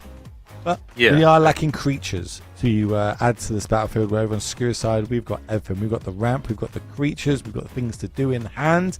How are we going to respond here on Little Punk's side? Well, yeah, I mean, I guess playing out our commander is going to be step number 1. And then, this is cool. So this is like a free aura you can cast here. And then you can go to search about 1-drop aura, which is kind of cool. What is that aura and what is it doing? Talk to me. Yeah, I mean, I'll have to look it up, Will. This is one of the more niche cards of the format. So I just noticed it had an alternate cost of tap a white creature. Lashing Knife. Enchanted creature gets first strike. If you control a planes, you may tap an untapped creature you control instead of paying its mana cost. So it's 2 mana normally, which means we get to go 2 mana, 1 mana, whatever we want to go find. Gives the creature first strike as well. Remember, it is legendary, so it's also getting the +2/+1 and ward 1 from the tree that's on the battlefield as well. And it's going to find a Daybreak Cornet. Yeah, on flavor for the day. Shout out to the Daybreak team. So what I will say about Daybreak Coronet is that if the other aura disappears, the Daybreak Coronet has to get sacrificed. Oh, yes. So that's like a good old interaction from Modern a decade ago, I remember. Unclear if Skura can make that happen. But here's Realms Uncharted. And, find the 4 best lands in your deck and let your opponent kind of pick their poison here. I really like this card, but it also looks incredibly complicated to play with and against. Yeah, it's never my favorite when I'm playing against cards when I've got to know my opponent's deck as well. Yes, I'm like, exactly. It always feels like you're doing the wrong thing. Right? It reminds me of like Storm. Whenever someone storms off and they go, pit 2 in my graveyard, pit 2 and you're like, it doesn't matter. You think there's a play that there's a little niche thing I've got interest in. No, it doesn't matter. That's the trick. They're all good where they want them to be. Definitely, but I'm actually excited to see if there's a little bit of a mind game going on here. Sometimes you can, depending on how the game is going, you can kind of convince your opponent that something is more important than something else. They can underestimate it, and then you can get what you want here. But let's see how Martin. With Azusa in play, Martin is able to play these 2 lands no matter what, and I'm just excited to see which 4 cards he's going to present here. Well, we're going to find out along with everyone at home. We're going to have to decide and see what they want going on. But while we're waiting for this to shout, I'm going to shout out everybody in chat. If you want to win 120 play points, I need you to type the word horror in the chat. You do that, you're going to be in with a giveaway, and we're going to pick a giveaway after this match. And then I'll probably start another one. And of course, later on, we have got that Beacon microphone, courtesy of our sponsor, to give away. So for all you budding content creators out there, if you want to start a podcast, start streaming, YouTube videos, whatever you need a good mic. That is the base foundations of all of it. Well, we're giving one of those away, so you need to be in it later on to win it. So don't go anywhere. Looks like the two cards that we chose to go to hand were Maze of If and that Agreement of Upkeep one that I still Yeah, the Glacial Chasm. That's So, interestingly enough, Petrified Field and Echoing Deeps were in the 4-land pile, and those cards can kind of recur what's in the graveyard, so that will give you some selection. So Lil Punk decided it was better to simply just give those 2 lands straight up, rather than the flexibility down the line. Also worth noting, neither of those lands can tap for mana as we speak, without, a Yabimaya in play or something similar. So, looks like pretty solid choice here. I was going to say, there's a lack of coloured mana. There's a lot of lands going on, but a lack of coloured mana to actually cast our spells going over. Yeah. On Skura's side. Can we capitalise on that? Well, we drew a land for the turn. We're going to sack that. Go get a snow-covered plains. Is there any benefit to snow-covered plains opposed to normal plains, or is this just a dealer's choice? I would guess there's On Thin Ice and Arkham's Astrolabe in this list, without having looked. Those are like payoffs for, hard removal for 1 mana, great, and Arkham's Astrolabe has a little bit of synergy when it comes to the 2-mana aura from last game that's counting your enchantments and artifacts, the banned one from Pauper. So yeah, I think it's just like it's a free roll, and let's see if a card like and of course no, I was about to say Winter Moon, but that doesn't care about snow. So, Flickering Ward is what we played. So Flickering Ward is 1 white enchantment. When it enters, you choose a colour. Enchanted creature has protection from chosen colour. This effect doesn't remove the Flickering Ward, so you can choose white if you wanted to. I don't recommend it in this situation. You can also pay 1 white to return it to its owner's hand, which is quite nice. We can keep getting triggering effects, but it does not protect us from colourless, which is what that Maze of If is doing on the other side. So no, that will just untap it and remove it from combat completely. Yeah, the Ward 1 is like a tiny bit annoying for Skura, but will happily pay, of course. I'm trying to think about the card. There's some aura, but maybe that also like choosing a color, the Benevolent Blessing, and that doesn't really work. We need like Giver of Runes type protection to negate the Maze of Ith. Well, lucky for you, there is a Giver of Runes in this list. That is one of the many creatures that we've got going on in here, and we've got a couple ways to tutor for it as well. Remember, White Orchid Phantom is in the list, so that can destroy lands if needs be. I guess we've also got Skrelv Tectomite. That could also give protection from colors up. That's cool. Now we're going to see some cool synergies here with... I know you don't love the deck that it used to be in Modern, but Springheart Nantuko here with a bounce land and an Azusa in play. So now this Martin is going to really put some bodies onto the battlefield here. So it's it's either going to be inset tokens or it's going to be Dryad Arbors. Of course, we've got to pay the 2 mana for that. I also remembered, I remembered last night my opponent reminded me that, of course, it also gets +1/+1 as well as this powerful ability. Yep. I almost didn't pay enough energy last night to kill it. I was like, yeah, just do 4 to it, right? It's a 5/5, right? 5 energy to it, that's fine. That is a good tip. That's a good tip to get. But yeah, you can easily forget that with the bestow cards, because that's not usually, all that relevant, and that's not the reason why you played the card. You probably would, even if it didn't. But as long as we got 1 mana up and this Maze of If, we're not too scared right now of everything else going on the other side of the battlefield. We're just stalling some time until we can get that one big turn. Maybe it's playing the Ugin, the Spirit Dragon that we've got in hand, wrapping the other side of the board. Maybe it's getting Nissa down, ramping out so we get to ultimate her. Because of course she can be extremely powerful once she ultimates. But we're going to go deeper. More enchantments coming. Yeah, and actually the Shard Mage's Rescue actually gives hexproof for a turn. So maybe the plan is here for Lil Punk to build up, and maybe that's now. Let's see. To try and one-shot? Yeah, so I think this is going to take down the game. I think so. Now Martin pays 1 mana, and then you can flash in the Shard Mage's Rescue here and give hexproof for the turn, and give exactly enough to win the game. I feel like this is 18 damage. Let's see. Is this 18? Yeah, because we've got the inferior armor on there, so that takes it up to 18. +1/+1/+1. Yeah, well and even some more here, some more stuff here for good measure. Wow, this is awesome. Getting around the maze of it and one-shotting the Sousa deck. So basically, we just top decked exactly what we needed for the turn, is what you're saying. Probably so, but you also, you put it in the deck and it has great utility. So I love it. Look, anything that gets us to a game 3. I love game 3s of Magic, especially when there's so much on the line like there is this weekend for all these content creators that are taking part. That's going to be 20 damage. That is going to be life points reduced to minus. I was gotta say the Glacial Chasm got us again here, Will. Oh, we're so dumb. Lil Punk just played with such conviction there, and I got carried away here, but the reality is the Glacial Chasm. The thing is, everything you were selling, I was buying them as well. Exactly. I was like, yep, you got them. Oh, yep, that gives it protection. You're right. The Glacial Chasm is in there, and it got there at a very, very high life total, so that means Skura can just leave that card in play for a long time.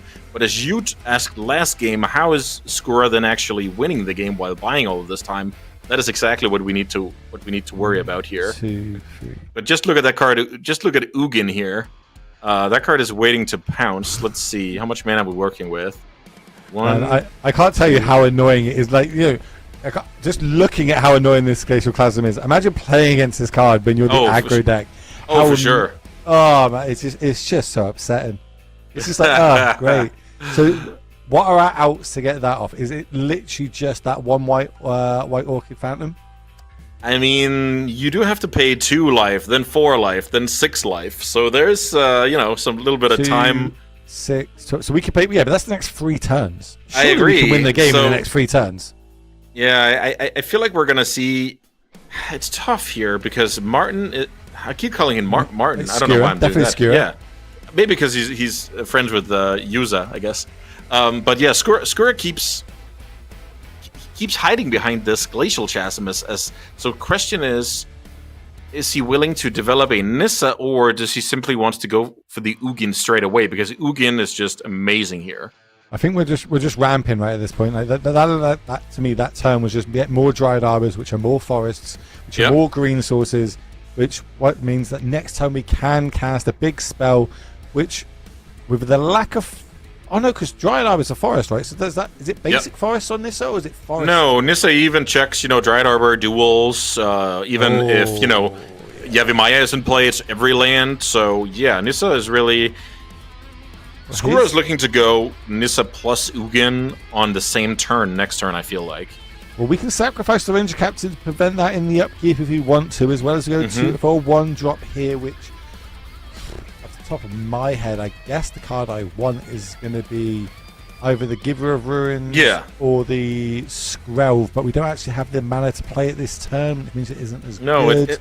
Everything is awkward because of that Glacial Chasm. Even for the two of us, we look silly a minute ago, but I always look silly. That's part of my MO. Is I look silly at all times. Yeah, I'll play into that persona as well. I think that's a good idea by now. Skrelv was what we found, legendary, so that will get the +2/+1 on the ward 1 as well if it does hit the battlefield. We've got the mana up to be able to pay the 1 for ward, so we decide not to attack this turn. Sure, makes sense. Are we going to sacrifice an upkeep, though, and stop all the non-creature spells? Yeah, this is a cool little timing where, depending on what Skura does with Glacial Chasm, you can kind of react with the Ranger Captain, taking 6 here. So next time it's taking 8. I mean, it's gonna be a lot at some point. Also worth noting is that if Skura's first play here is Nissa, then maybe I think the Ranger Captain basically dictated that Nissa could not be the first play this turn, because then you would just respond with Ranger Captain. So now this is going to be for free. So that is going to be a wrath on both sides, but there's definitely going to be one more person happy with this than the other. I've got a bunch of land and a powerful Planeswalker. You've got 3 land. Yep. Definitely a good exchange here for Skura. That deck plays a number of sweepers. I believe it plays Ugin. I think it plays Perilous Vault, I think is the name of it. It's kind of like an Oblivion Stone type card, and then it plays All-Is Dust. And then it's just great into a format of a lot of, decks to place to the board. So this Azusa deck is really cool. Alright, we need to rebuild. Opponent is at 8 life. And Rishon Port here. Wound. Rishon Port is going to tap down one of those lands. Yep. Definitely a cool play. Skyclave Apparition, free drop, can't cast it, so we're going to go with the Skrelv.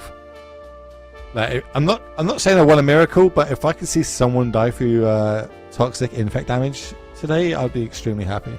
Oh, for sure. That is, and I know that's on the top of your list. That's for sure. So now you don't want to pay 8 life here. So Glacial Chasm, but it already bought so many turns. Oh yeah, it's done its job, right? It's done its job here. Yeah, definitely. Skrelv is going to get lightning bolted from the Ugin. Then the follow-up play is going to be this Nissa, which can turn untap one of our lands, turn it into a 3/3. Start getting the beatdowns happening. So question is, yeah, I guess this is fine, and Lil Punk is happy to, plow a land off the field, save a little bit of damage, get rid of a land that taps for 2. So it's just decent use of mana, use of cards. Yeah, I like firing it off now. We are going to get ported in the upkeep probably, which makes sense. Because there is a mana up. There's also the Maze of If in case a creature randomly had haste, which I don't think there is any in this deck. No, most likely not exactly what White is trying to do historically. So yeah, as you alluded to, here's the tap, which is very powerful because the commander is currently taxed by 2 mana. So not even a land here allows Lil Punk to play out the Light Boss. Right, if you can you're Lil Punk's side, you can stack your deck however you like. Is there a sequence of cards that can win us this game? It probably starts with Winter Moon, and then we really need to draw well from there. But I would say Winter Moon. Wow, Trinisphere is a cool one here in the deck with so many expensive cards. It's like playing it out of Eldrazi Tron type decks in Modern. That's like the best parallel I can draw. There's only so much I can. We're getting to the point where I would just be looking at that concede button. Like, I'm locked out the game. Yeah. It makes sense. Skura taking this one down, advancing to a 3-1 record, still in this event. Lil Punk, unfortunately, they're going to have to come back next month and try and battle out for their share of some mother prize money. But don't worry, chat. There's a lot more rounds of Magic happening today. This is only round number 4, which means we've got 5 and 6 to come as well. But in the meantime, while we've got that, we've got giveaways happening throughout the show, and there is one happening right now. You need to type the word horror in the chat. If you type the word horror, you'll be in a chance to win 120 play points. That's if you just tune in, I want to introduce ourselves. I'm Will. That there is Andreas, and we're taking you through on this channel, Magic Online's channel, of all the beautiful action that is happening today until we crown ourselves a champion. But if you want to, you can also look from your other point of view, from all of our content creators are streaming on the relevant platforms. If that's Twitch, YouTube, TikTok, any others I'm missing, Kick. I don't know if there's any others. There's a load of platforms out there that everybody can jump on and stream from. But right now here, I hope you're enjoying this one, because we are going to be crowning ourselves a champion. And I'm going to have a little look. We've got access to how everybody's battling out and who's playing what, and looking at the top tables. It looks like round number 4. So we've got Tandy, who we saw last round, pick the W up, and of course is our defending champion as well, remember. So looking to try and go back to back, still in their game. We've got Sean Goodard, I've been saying for years now, UK's best player. He's going to be at Worlds in 2 weeks. Maybe he's going to be the world's best player in this event at Table 2. Picked up the W, so is now 4-0 there, taking down Andrea Mangucci, none other. That was a great little match to be a part of, I'm sure. Having a little look down. Looks like Pygonti got the W as well. Chiriaxman picked up a loss against XJCloud. We've got Yendrick getting the W down there as well, staying in it. Skura, we just saw them, was able to pick up the extra win, stay in this tournament.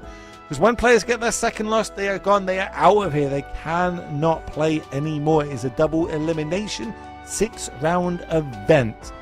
And there's a lot of prizes on the line. Maybe we can get the prizes on the screen one more time before we go to a break. I don't know if that's something that's... yeah, let's go for the prizes, then we can go a little bit of the metagame breakdown afterwards. So yeah, as we talk talked to me about this. As we talked about earlier, $1,250 if you're able to manage a 6-0 clean sweep.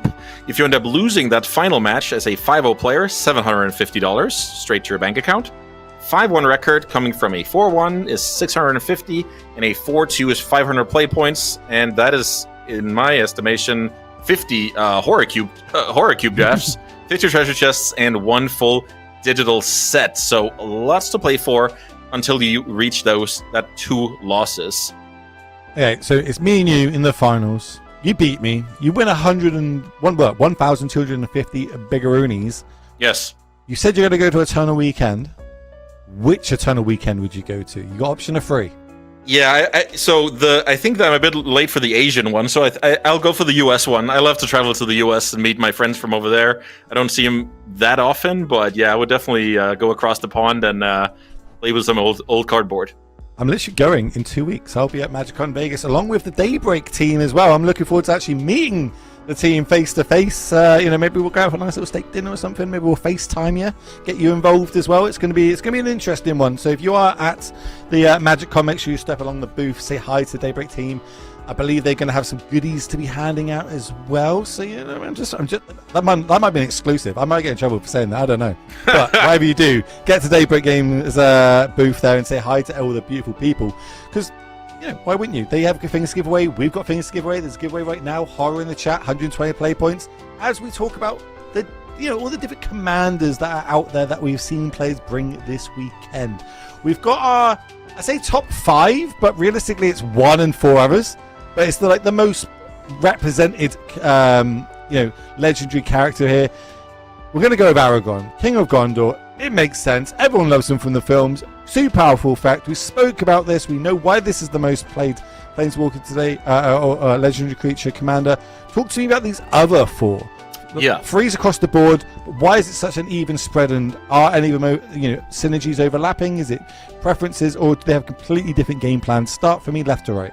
Yeah, so Philia is basically a mono-white aggro deck that is trying to take advantage of ETB triggers. So just imagine your Blade Splicers, your White Plume Adventurers, and then you play some, removal spells like Ostrification, like small synergy cards when it comes to very little investment. So think about ETBs. You want to do it all over. Philia clears the way. Philia kills tokens. Philia is just a great option if you like being aggressive with a twist. Yoshimaru, Ever Faithful, this has partners, so you can play it in multiple color combinations. I believe we have seen mostly Boros today, but also an Esper version. The Boros version is more aggressive, the Esper version is more aggro control-ish. So I really like that, especially the fact that legendary lands are pumping up that card. So all of a sudden you have like your Champion of the Parish type card because your deck has like 40 or 50 legends in it. So in Light Pause, we just saw the aura-centric, synergy-based deck. This is an aggro deck, but it's trying to, similar to the hexproof decks of past, in Modern, trying to win the game in that way. And then we have Slimefoot and Squee, which is one of my absolute favorites. So this is like a junt card through and through. So you have a little bit of graveyard shenanigans. You're grinding away. You have the mana acceleration. You have the removal spells. You have the discard spells. And especially the cycling creatures from Lord of the Rings, the land cyclers, are so good with this card because when it dies, you can choose to let it go to the actual graveyard instead of Command Zone, and then get some nice big creatures at a discount. So I hope we get to showcase that deck later today. Yeah, it's pretty cool. Right, I got an update. It looks like Mr. Tandy was able to take that down. It is now 4-0 on course to that back-to-back victory. He's only 2 away from it. As we just seen them there. Lil Punk, shout out to all you raiders coming in now. If you haven't already, I'm going to remind you, type the word horror in the chat right now, and you'll be in a chance of 120 play points, courtesy of Daybreak Games. And we'll be picking that winner after the break. We're going to step away, have a short little break, get some more water in us, hydrate.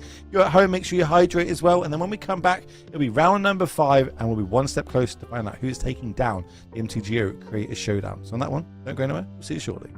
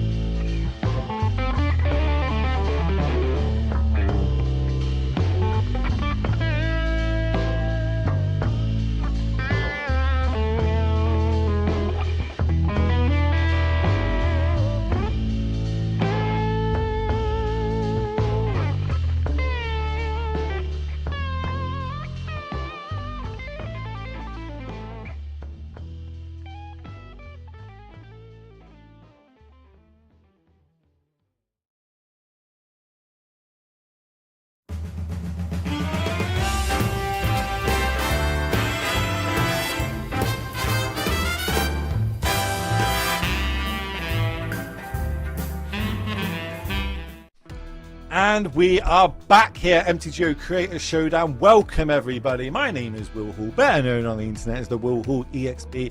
And I'm joined, well, no, I'm not joined. I'm also being carried today by none other than Andreas Peterson, better known as Eco Baron. Are you enjoying yourself so far, mate? Oh, for sure. We've had a little bit of everything, showcasing all the archetypes, showcasing like some obscure cards that we kind of have to, look at twice to, oh yeah, that's the one I remember from 15 years ago. So yeah, lots of cool stuff going on, and big flashy wins, tight margins. Just all around great day of Magic, and I'm highly enjoying myself. Good thing we're only halfway. Yeah, only halfway. 2 more rounds to go. This is going to be round number 5. Then, of course, 6 follows number 5. But 6 is the permanent round where we will crown ourselves a champion. Tandy's still in there. One last month. Currently 4-0. Is it going to be a back-to-back? Well, we're going to have to stay tuned to find out. Because, he likes winning. He's also streaming for his point of view. You can go have a look on that side if you need to. But over on this channel, I need to pick a giveaway winner. There's a giveaway happening right now, courtesy of our sponsor, Daybreak Games. All you need to do to be in with the chance is type the word horror in chat. Type the word horror, you'll be entered. And once Andreas counts from 5 down to 0, I'm going to press enter on my keyboard and I'm going to pick a winner.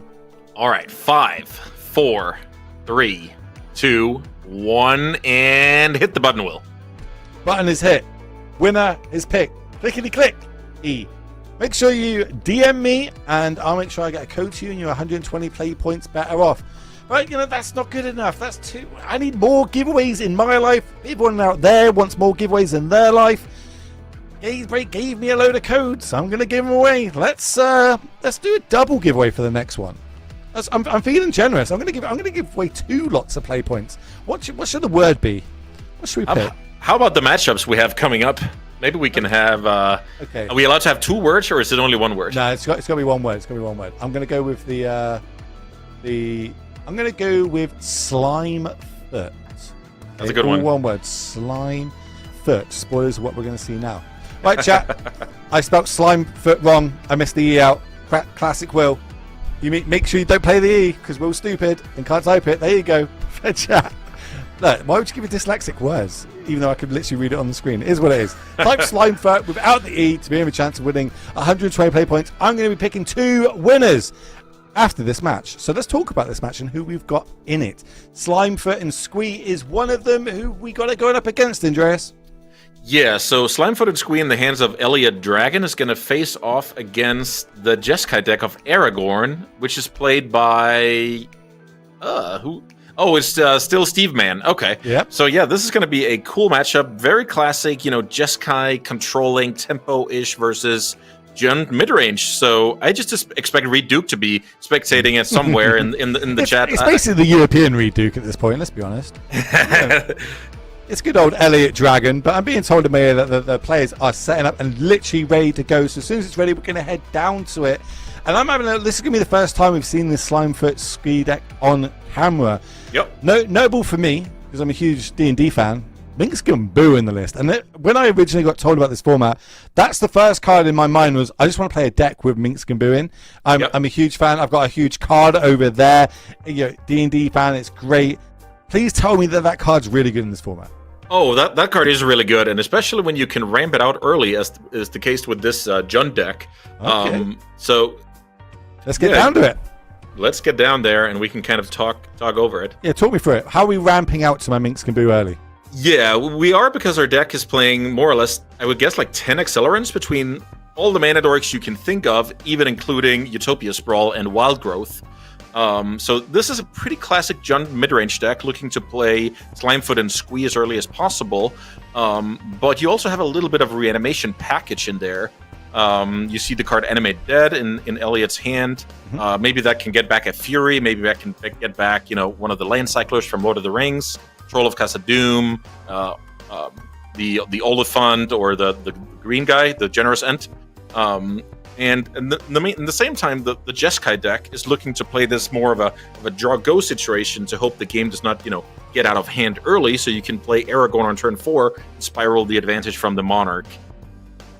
Dude, the more I'm looking at this deck, the more this is my deck. This is exactly what I want to be doing when I play Magic. Every single card in here is exactly what I want to do. We've got the ramp, as you said. We've got So synergies here and there. I'm pretty sure there's a combo in here because we've got a few nice combo cards, or like finishers, so we say, because we've got things like Goblin Bombardment and ways to generate lots of creatures, nightmares to bring it back.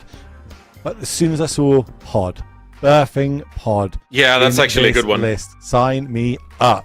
Birthing Pod. So when you're building this deck, you want to make sure that your curve, has relevant stuff to do. And I'm just gonna check if he's playing the 6-drop. The Metamorphosis Fanatic, as we saw a few rounds ago, the Reanimation Miracle Black Creature. Just imagine you've been, churning your 4-drop into a Fury, killing the opponent's board. Then you get the Fanatic, get back the Fury. Like, Birthing Pod does a lot of heavy lifting in this deck. So super excited for that one as well. So you can say this is like Jund mid-range with an incredible late game, thanks to cards like Birthing Pod, Recurring Nightmare, and stuff like that. I believe some versions even play Survival of the Fittest. Looks like Elliot is not playing it this time around. So a couple things to mention here. So one, Steve, bottom of our screen, playing this Jesco deck. This Jesco deck is a very control, aggro, tempo kind of orientated deck. But this hand, or this draw indeed, has been very controlling. We see a couple, cantrips, a couple land ones, Removo spell, which is kind of really good here, but a couple of counter spells going on. Opposed to on the other side, a lot of lands, a few reanimate effects. That's a nice one off the top though. Being able to go 2 up, but Fury as well. Not the ideal situation for this, because 5 mana, it's not going to really resolve. So I will say, Elliot having a hand here without a mana accelerant is, not the best. So just imagine he plays turn 1 Llanowar Elves, turn 1 Burst of Paradise. Then this game is totally different, because then you see Slimefoot coming down turn 2, and the opponent is under pressure. But so I would say, this Demonic Tutor is pretty cool. But as you see, when you Demonic Tutor for a Grist, that just means the format is not, completely bonkers. You don't have any, Tinkers, Natural Orders, Ancestral Recall, Channels, whatever. All of that stuff is not here. So Demonic Tutor for Grist is a kind of a cool one. Also worth noting, you can animate dead the Grist. But maybe that animate dead will fall off, actually, now that I think about it, because it's not a creature in play. Mm-hmm. I love Grist. Grist is one of my favorite designed planeswalkers of all time. I think just the whole card itself, everything about it is awesome. Yep. And it's going to be good in the face of this Force Negation, because in every zone it is a 1/1 insect except for the battlefield. So, it cannot be countered with that Force Negation. We would have to fire off the Force of Me. But instead, we're going to go for our commander here. We're going to see if we can get this Slimefoot Inglee on the battlefield. Do we want to use our Force of Will on this? Yeah, because the thing is, when Slimefoot and Squee enters the battlefield, it makes a 1/1, and that 1/1 can be super relevant later. So yeah, it's a tough call if you have to Force to Will the Slimefoot. So Steve decides that's not the type of game he wants to play. Also, very Mastermind coming down, invitational card. Oh yeah, love to see it. And now Takahashi's World Championship card. We've got the Oust in hand. That could be a good answer to the. I'm going to keep saying Squee. Just going to call it Squee to make it short. Or Slimefoot, which you want. The Slimefoot, getting that out there nice and easy, while also holding up some counter magic. We can use as Ponder as well if we want to. We're going to just fire this off straight away though. Yeah. So the Oust is a sorcery. Some people think it's an instant. You would not be the first one if that was the case. Oust, and now Elliot can choose whether that card, Slimefoot and Squeeze, should actually go second off the top, or just straight to the command zone and now be a 5-drop. And I mean, with this hand, it's actually not that easy of a decision. I wouldn't be shocked if we see it, enter the library, but it wasn't. I think it's command zone, yeah. Yep. As in the fact that we can see it down on the top left of our screen. Yeah, for sure. Memory lapse is what we find off the Ponder. There is a Halfling. Delighted Halfling can stop a lot of this counter magic if it does resolve itself. Little we've bit got access to late 4 to mana. The party. Yeah, as you said, 4 mana, and now you use your mana, the best possible with Hieroglyph, or is that a card that wants to kill, Aragorn later? What's the... Yeah, it's kind of cool here. Elliot decides to go for the Grist, and that's not a card that Steve can allow here.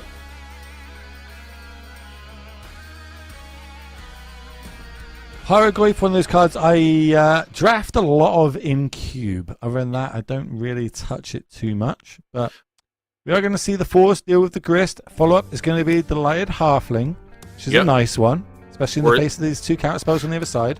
Definitely. I want to also appreciate this sequence here, because Daze and Force Spike are cards in the format. So if you're going to play a 1-drop and a 3-drop on turn 4, you want to do it in the exact order that Elliot did, because you don't want your Grist to get dazed for Force Spiked. I don't want any card to get dazed. Also true. It always feels terrible once you get dazed. You're like, no. Also true, but in this case, you would rather have the Halfling dazed. I think we can probably agree on. So now let's see. True Name Nemesis is a cool one, but holding up Memory Lapse is also cool, and playing out your Aragorn is also cool. So Steve has a big decision here. Playing out the Aragorn would not end very well for him, I will say, depending on mainly because of the Fury. Yeah, that Fury is it's a good card. I don't know if anyone out there has ever seen this card being cast. It's pretty good against these creature decks. Yeah. Or in fact, any creature deck. True Name, not so good against though, famously. But it looks like we are just going to straight. Or maybe not. Maybe I spoke too soon. I think with the attack of Mastermind, we're not playing out. Oh wow, we are. Does this just mean that we want to utilize our mana, basically? Yeah, but also attacking with Aragorn here means that we are defending the throne a bit worse. But maybe Steve's logic is, if my opponent becomes the Monarch, I will also draw a card thanks to Fairy Mastermind. So maybe that's not the end of the world. Oh, I like that. I like that. I actually like it as well. I had to see it play out though first to realize it. But now let's see. Well, now we can go Misty. Misty can go get the red source. We can then cast the Fury. We can get in there with the Insect. Hold up 1 black mana for the Cling as well. Because if we're going to draw a card off the Monarch, we might as well use the Cling that turn. Because otherwise we're just going to be triggering the Fey Mastermind again later on down the line. So that's where my mind is. Like, where's yours at? Yeah, I'm trying to think from Elliot's point of view. With Force of Will being gone, there's only Force of Negation left that could punish you for going double Fury here. Pitch Fury and animate dead the Fury. Is that good enough? Do I care about this Fairy Mastermind that much? The Fairy Mastermind is currently balancing out the Monarch so that it's basically like a Howling Mine instead of only you having a Howling Mine. Or you drawing an extra card. Okay. So it's tough. This is if Elliot goes for the pitch Pyrogoyf line, it's definitely shooting for the stars. It's the most upside, but what if we attacked with both creatures and got a point of damage on the Aragorn? Then things look a lot better, because then the distribution from Fury would be enough. It'd kill both creatures, and we can just hardcast it, and we know that there's no Force of Will to stop it coming down. That plays great. It is hedging against 1 card in the opponent's deck, which is Force of Negation. So maybe we have a bit more luxury since we actually know the card is there. I don't know if it's a reasonable play to make, but I do like the sound of it. If he comes up with it, he's the mastermind. Well, did you just get in there with just the sapling token then? Nope, looks like we're going to go for the line that you said. I think this is the higher upside reward. Yeah, it just might not work how we want it to. In your line, we need to attack with both, because you actually need to get the Monarchy, and we don't if we only attack with 1. So now Elliot can deal 4 to the Aragorn with the first one. That's like his way of hedging for Force of Negation here. Because if the enemy dead gets countered, at least we're still, getting the Monarch. So Aragorn, remember, goes to the command zone, so we can recast that later on. Every time one of our commands goes back there, after the first time we cast it, it does cost 2 more. Yep. Aragorn's now a 6-drop. Both creatures attacking here. You could make a case for only attacking with the Saproling, but then there's cards like Subtlety, not Solitude, sorry. So, yeah, I mean... Ooh. Little F60 poo there, maybe? Maybe. I don't know. Well, there could be a plan. Last time Steve did something that I glanced over, he had a good plan for it. So let's see if that's the case this time around. Oh, You know, I mean, we do have this true name Nemesis, and that is extremely good at blocking a Fury. No more lies. This is a draw. This is awkward. We've got 3 drops and 2 drops. We realistically could do with another land here to try and double spell in one turn.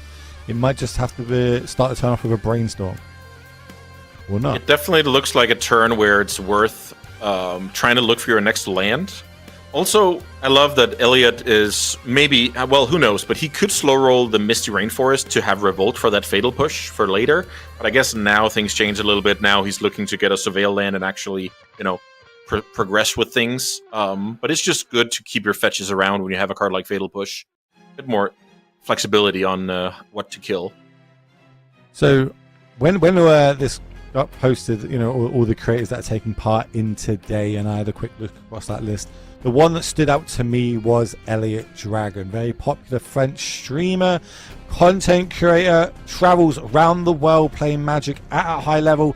I believe got 3rd place at the last regional championships as well in Europe, just missing out on that world slot, so is at the Pro Tour.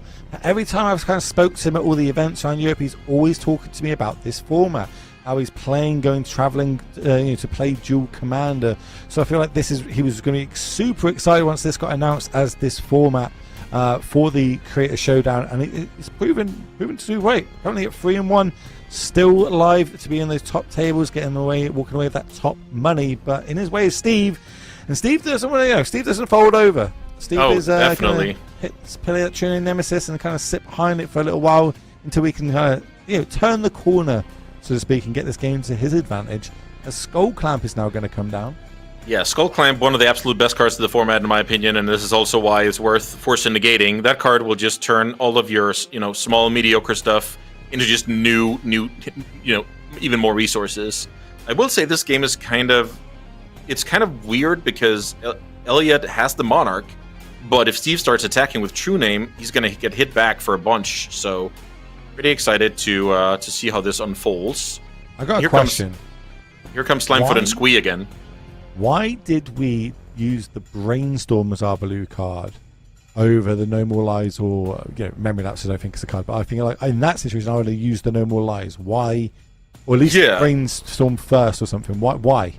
Yeah. So the reason to value your counters over your selection is basically if you believe that you're not in that bad of a shape.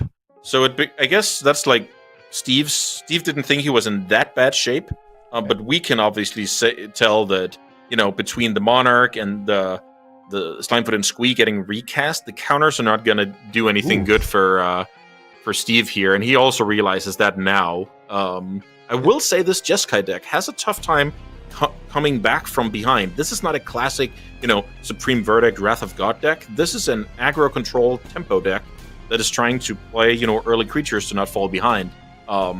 So it gets tricky once the mid-range deck kind of gets onto the battlefield, as we see your favorite card show up in Elliot's opener. Yeah, you're going to see a lot of this when it gets to sideboarding for all our creators today. Like there is no sideboards. It is just a click, go back to go to game 2, go into game 3 if we end up getting that far. This hand though looks like pretty good from Elliot. We've got that mana accelerant that you said. We've got a remove spell later on if we need it. We've got a couple of creatures, and we've got the powerful Planeswalker. Well, over on Steve's side, we're going to start off with, again, it looks like we're lacking on lands, but we do have a bit more interaction this time. A few early counter spells and remove spells if needs be.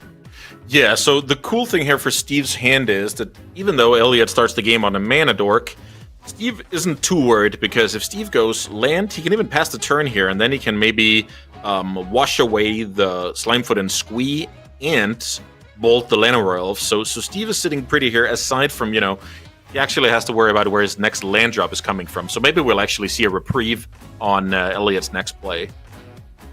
Yeah, reprieve is a very tempo-orientated card, right? Like, yes, they still get to cast a card next turn, but you basically time walk them while being able to draw an extra card.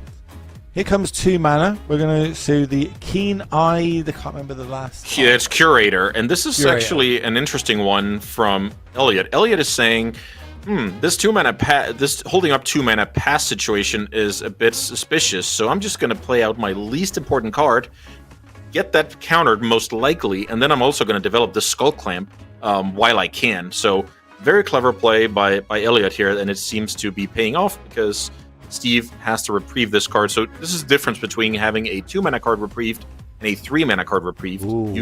Because now you can actually play out. Yeah, wow. I just noticed the same thing. Mental misstep. So the strength of double spelling here from Elliot is negated by that very nice draw. The mental misstep. If that Skull Clamp is going to be the card caster's turn, I imagine we're going to mental misstep it. But we could be holding up the extra mana because we can cycle the Genesis N if needs be, just to make sure we hit our land drops. And that looks like what Elliot's happy to do. This is high Magic at its highest level, because Elliot, at first glance, he has his next land drop, so why not play the Skull Clamp? But Elliot is like, I might not hit, I might just keep drawing spells, so then later the Generous End is going to be kind of awkward to cycle. And I don't have any intentions of clamping away my Llanowar Elves anyway at this stage of the game, so I'm going to prioritize the cycling. This is high-level Magic. Do you, like, this is a cool turn, like, do you bait out that with the Daze? Do you go Lightning Bolt on the Elf, so then you've got access to the Mental Misstep and Daze, or do you just hold up the 2 mana so we've got access to Memory Leak and Daze? There's a lot of... Which ones do you prefer in this situation happening right now? Because if you take the wrong line, it could just cause the end of the game. You take the right line, it could just be the game-winning line. Yeah, great question. So I'm the most tempted to actually kill the Llanowar Elves, because then Elliot will make the 3rd land drop and most likely play the Commander, and then you can counter that with your Wash Away, and then you can kind of move on from there. I think that's like the best chance to double spell, because when you're not making your land drops, you need to unload your hand. Otherwise, you're just, losing slowly but surely. So I want to go for the line that allows me to fire off my cheap interaction the most likely. I guess it's kind of the same here, though, right? So, like, say that instruction time, say we cast the 3-drop, we counter it for 1 red mana, then the Elf, if it attacks, we can Lightning Bolt it. If they play the Skull Cramp, we can just Mental Misstep it. So I think, like, it still lines up kind of right. But Orcish Bowmaster, the draw. Yeah, I think in general, giving your opponent more mana. So now, in theory, Elliot could go, 2-drop, 2-drop, and that would be annoying. This is a pretty good showcase of what you're saying is true if the opponent just, plays the expected card. But now Elliot could draw the Bowmasters, and then all of a sudden we're in a new situation where Elliot is actually wasting Steve's mana. Like, now Steve needs to, Lightning Bolt, maybe even the 3/3 end of turn here. I'm actually not entirely sure about that one. I think it's the 3/3, yeah. Like, I need to draw lands, right? Like, so Steve is saying you can have all the mana you want, but I don't want to get hit hard. I mean, it's reasonable. Mana Tithe to draw. Mana Tithe is a card that will take care of the Bowmasters, and then we kind of have the same situation with... we're hoping our opponent plays Slimefoot and Squeeze, so we can use our Wash Away. I do believe we're in trouble if Elliot goes land Minsk and Boo. That is a big problem for Steve. Land Minsk and Boo is terrible for Steve. Chain Lightning is what we found for the turn. Chain Lightning does not change Elliot's plan. So now Elliot is checking the list for a card I would look for now is the card Spell Pierce. That's like the one that I'm the most interested in, and actually a lot of these Jeskai decks are not even running that card. Actually, I don't think it's in this deck either. So now it's only Force of Negation, Force of Will that can stop this Minsk and Boo. Oh, I love it. Like, Elliot is playing this masterfully. Absolutely masterfully. I agree. And now it's come down. Will's favourite Planeswalker of all time. Minsk and Boo. Now, do you know the lore behind this card? I don't, but I was just about to... I wanted to tell you, you can even choose this as your commander, but I guess it's probably not legal in the format. I guess we would have seen it if it was legal. But it is, in other commander formats, that is a thing you can do. But no, go ahead, tell me about the lore. I want to turn up with my massive card now, my big card. But that's my commander in his command zone. So yeah, Minx Caboose. Basically, Minx is he's like a crazy ranger, like a berserker type ranger, and he's a little bit tapped in the head, but he's a good guy at the end of the day. He carries around this hamster called Boo the whole time, and will randomly just shout out, "Go for the eyes, Boo!" Which I'm so happy is the flavor text on the card as well.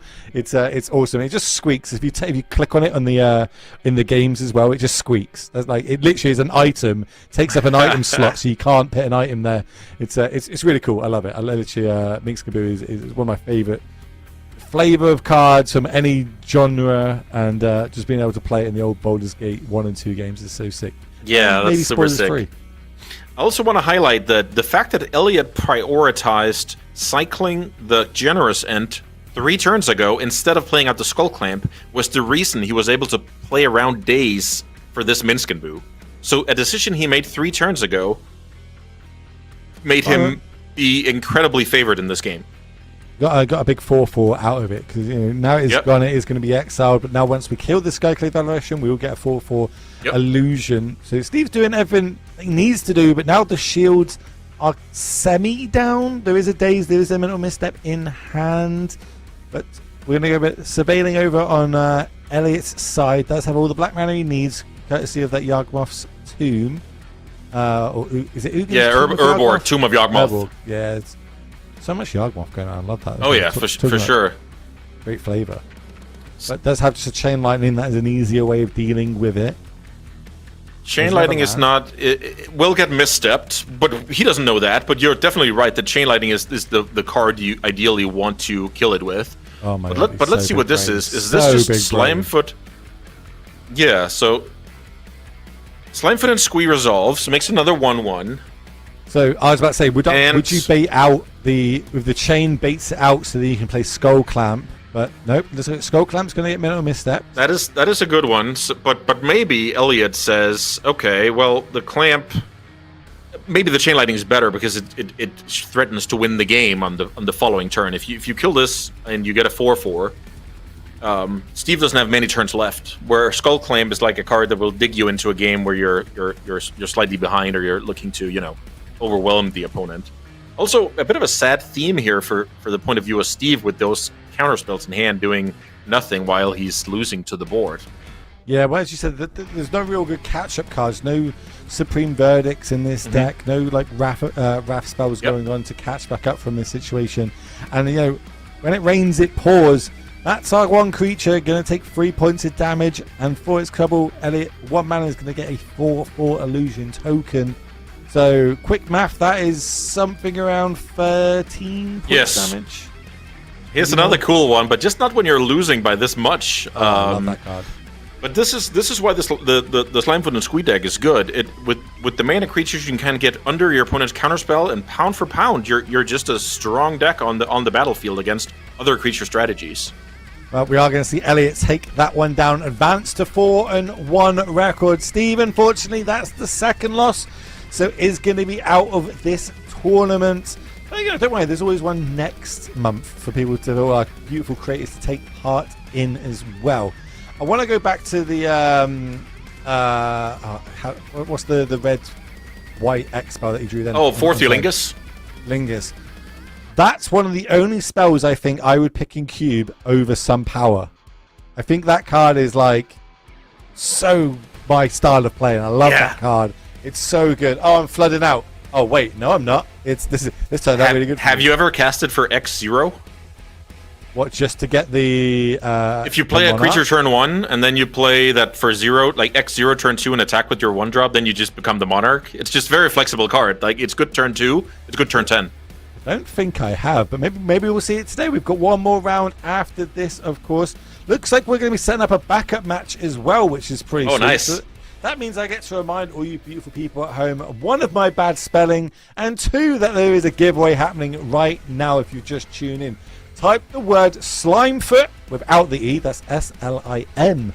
Oh, the Slimfoot. Ah, got it. Type that in chat, and you're going to have a chance of winning 120 play points. And I'm going to pick 2 winners after this round. So if you're not in it, you can't win it. It is going to be that simple. And while we queue up that extra backup feature match, we've also got some more stuff coming to MTGO. We have got that lovely little series Fallout coming. All those cards are going to start getting put on as early as next week. October 16th is when they become available. You can get yourself the Commander decks. There's going to be the premium boosters for anyone likes opening them, kind of rolling the dice, the lottery there. Also, it's more importantly, the art of these cards are going to be available as well. If you want to update your wasteland, so to speak, to the cool art of it, or maybe be like me, and you want to update your walking ballistas. They're all going to be on there as of October 16th. There they are there. Maybe it's Sol Rings, your dealer's choice. Even the good old Tarmogoyf. Got a reprint. Are you an OG Tarmogoyf fan? Do you like the newer art? Do you like this art? Talk to me, Andreas. Which one's your favorite Tarmogoyf art? So for me, I want to play like my frames and my deck to match. So I'm gonna go for like some Modern Masters version of Tarmogoyf. And also, I want to have this Arcane Signet for my Atraxa Dual Commander deck. I just noticed that that's actually the one we saw today. Mm-hmm. Yeah. I love that you want them all to have the same borders. You would go crazy if you saw my decks. My decks it is every weird, wacky art it needs to be. And I always like say to myself, I'm like, well, if I buy them, then I'll know them when I cast on them. I'll go, oh, that's that card. That's that card. But realistically, I just want to have all these crazy different arts. Me and you, though, have just been told or shown the next two deck lists that we are seeing next. So let's have a little look as we join in. It looks like we've got Yendrick at the bottom of our screen versus XJCloud top of our screen. We'll see if they are in game number 1 or maybe they're in game number 2 at this point. But it's not looking too good for Yendrick right now off this current board state. No, Yendrick is playing this Dimir control deck with the Urtai Resurrected, which actually has a few cool combos in it that I hope that we're going to see later. And then XJCloud, a Death and Taxes player from Legacy, is carrying over that type of skills and is picking up Philia that we briefly at least discussed earlier. I can't remember if we had it on camera, but I think we at least talked a little bit about the deck. And you can easily see the Enter the Battlefield theme is there between, Solitude, White Plume Adventure, Recruiter. Once you start looping those, you're doing very well for yourself.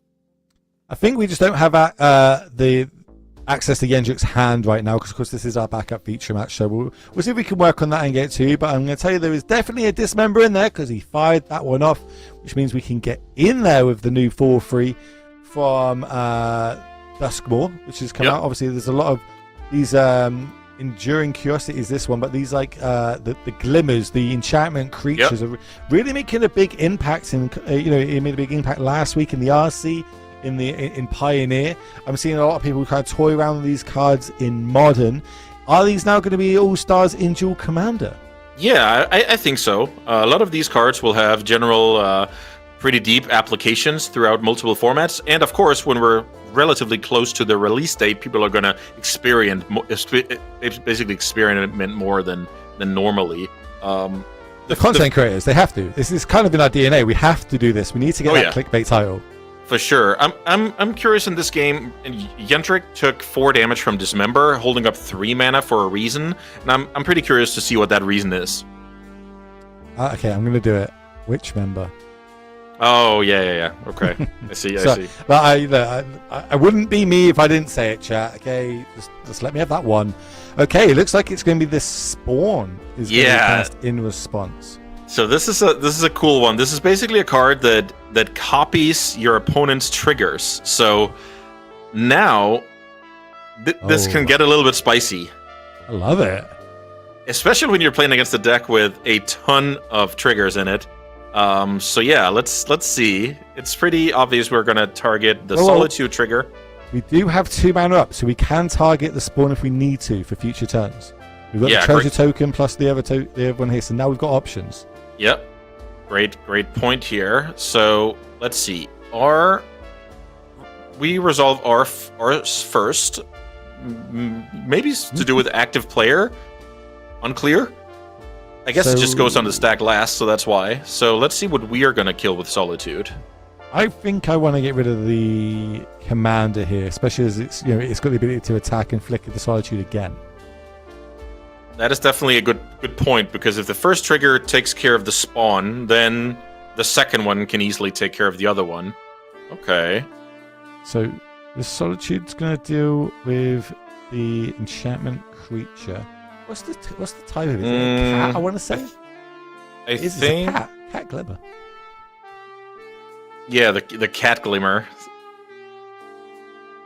So let's see. As you predicted, the commander goes to the exile. Also, we don't know for sure how expensive the Philia is at this point. I didn't pay enough attention when we got into the game, if it was 2 or 4 mana paid for it. But now there's no cards left here in XJCloud's hand. 2 cards left over on Yendrick's side. Yendrick is a game up, and no we can see his hand. He's got a Cling to Dust and a Blood Chief's first. So the first could be paid to get rid of that Solitude. Ooh. Doesn't matter. No, wait, no. I know what I'm casting. Yeah, Yendrick. Well, I guess what do I know? We didn't know what was. Okay, so I guess the theory here is the white deck is okay. Well, that also explains a lot of things, of course. And the white deck is full of blink effects. So getting that off the table is actually more valuable than normally. So now let's see if there's a little bit of who acts first here with the Ghost Vacuum versus Cling to Dust. Maybe the Cling to Dust will take care of whatever the Ghost Vacuum is targeting. There's just been a secret lair, Ghostbuster secret lair. I think they missed a trick here with this card. This would have been a great card to have in that secret lair. So here we go. Cling in response.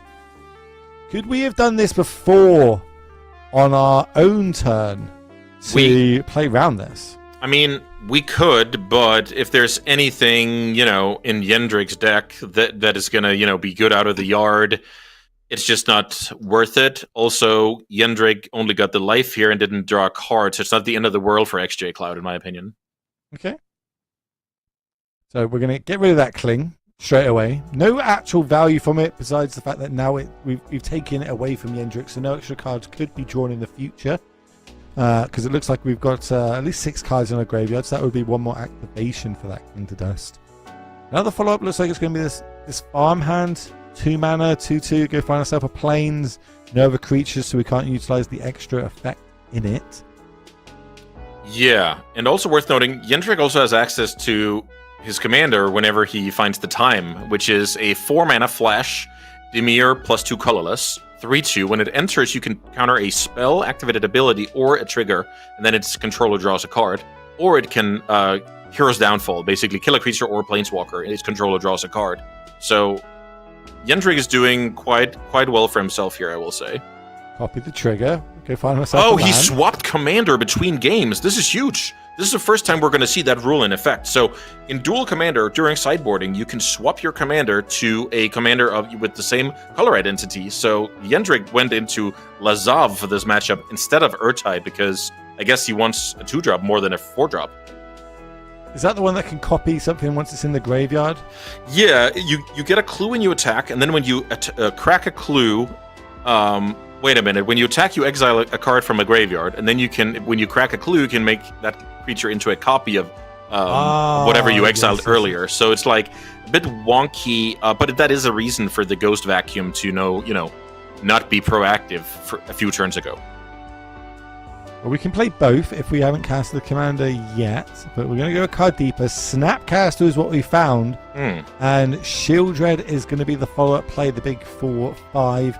Now on the battlefield, we don't need to tell you what this card does. She does everything. She's good. You want to draw cards? Good. You want opponents to draw cards? Not as bad. Definitely. Shieldred, yeah. Pretty amazing card. Must deal with. Wished Import. Not ideal when your opponent has 6 land, but here we go. Is there any shenanigans we can do? Is there a good attack here? So... I will say that the land that XJCloud has in play, I believe that's some kind of reanimation land. I'll just quickly look it up here. Which one? The War Room? The Quarry. The Quarry? Okay, let's have a look at the Quarry. So Quarry is tap for colorless, tap sacrifice, add a creature, add 1 mana of any color. X and 2, tap sacrifice a desert exile type creature card with mana value X from your graveyard. Create a token that's a 4/4, except a copy of it, except for it's a 4/4 black zombie and can only be activated at sorcery speed. So now we exactly see that 4/4 zombie Solitude getting rid of the Shieldred, but then of course we also have a Solitude trigger because of the spawn. So a little bit of exchanging blows here. Pretty unique game for Duel Commander even here. As the initiative marches on. Yeah, but so we've still got the initiative though. So we get to choose which room we want to go into. Looks like we're going to Slash. That's going to make the 4/1 skeleton, I believe. Or was that the next one down? Stash is a treasure, and then the Catacombs is where you meet the skeleton. Okay. So now, worth noting is that that XJ has started to be proactive with the Ghost Vacuum, but a card like Snapcaster can actually punish that. Indeed. Don't have a great look at what's in that graveyard just yet. I know there's got to be a Dismember in there. I remember that one being around. That is true. So options are building here. You find yourself a portable hole. That's Off the top of the opponent's deck, which is quite funny. Then 2 mana Snapcaster Mage, 1 mana left open. It's going to target that Dismember. Very likely, I agree. Costing us 4 life. Remember, it's got the Fraction on there as well, giving creature -5/-5. That means the Solitude is now gone.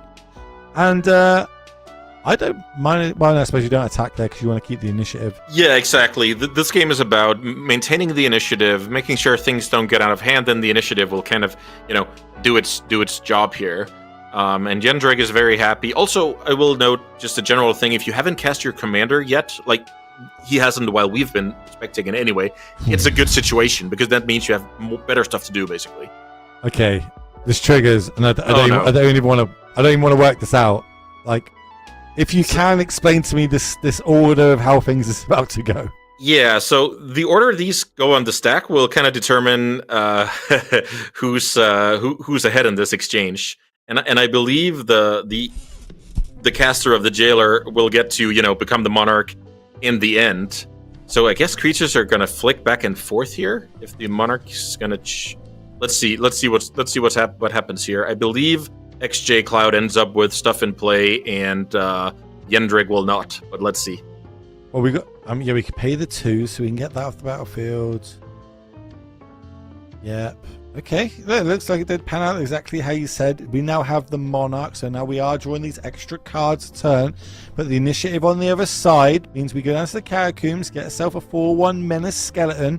But more importantly, we are 1 initiative away from being able to use that powerful effect of going into the throne of the dead. Is it Dead 3? I think it's called. Yeah, it's the Dead 3. I'm not familiar with the lore, but I will say that this deck is relatively creature low. I've actually seen this deck miss on the last room of the dungeon. So let's see. Another Siphon Insight getting cast here. Also a fun one. Riptide Laboratory is a cool one with the main commander of this deck, Urtai Resurrected. You can kind of keep bouncing, and it's kind of like, Snapcaster Cryptic Command type loop. And it even works with Snapcaster already in play. So let's see. That's kind of a good late game to have available. Here's Lazav. I'm going to tell you a little bit about the lore of the Throne of the Dead 3. Let's go. Get to it. Let's see. So that's going to give protection. Can we sack? No, because there's still going to be a block on the other side. Yeah, Yendrick has his colors split. Oh yeah, this will do some cool things. So now you can get rid of. Okay. Let's say we could have taken out one of the other 2 to be able to give protection to then be able to get in there. We're going to get in there with 2 anyway. Yeah, this is interesting because we have both the Monarch and the Initiative in play on opposing sides of the field here, and Yendrick doesn't want to lose out on Throne of the Dead 3 here. So now we sacrifice it, giving protection from blue. Now the blocks have happened. Initiative is found. Now we go to the Throne of the Dead 3. So the Throne of the Dead 3 is there's obviously gods, good and bad gods in D&D. The dark gods, so the three evil gods, they all kind of got put in the same tomb, or 3 bad people that kind of extended to it. It's like Bane, Baal, and I can't remember the third one. Like, I can't remember. It's like Murloc or something like that. They basically all got put in a tomb together, and then they had someone that come out from it. But enough of that.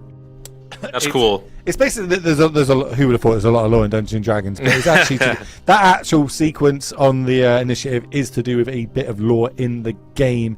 It's going to find herself a Harbinger of the Seas. That's going to be a nice 5/5 because it gets the extra counters. Has hexproof, so it can't be targeted by this card that was found on top. The On Thin Ice. So we've had both from now. What do you think is the more powerful play? Do you think having the initiative or having the Monarch? Ooh, that's actually a tough one. I think it's the initiative. There's actually numerous ways these days to punish, drawing extra cards. So actually think that's a good shout. Get the initiative. That's going to get us a catacomb, which gets us the menace skeleton that we need. Now XJCloud is doing a great job fighting back here.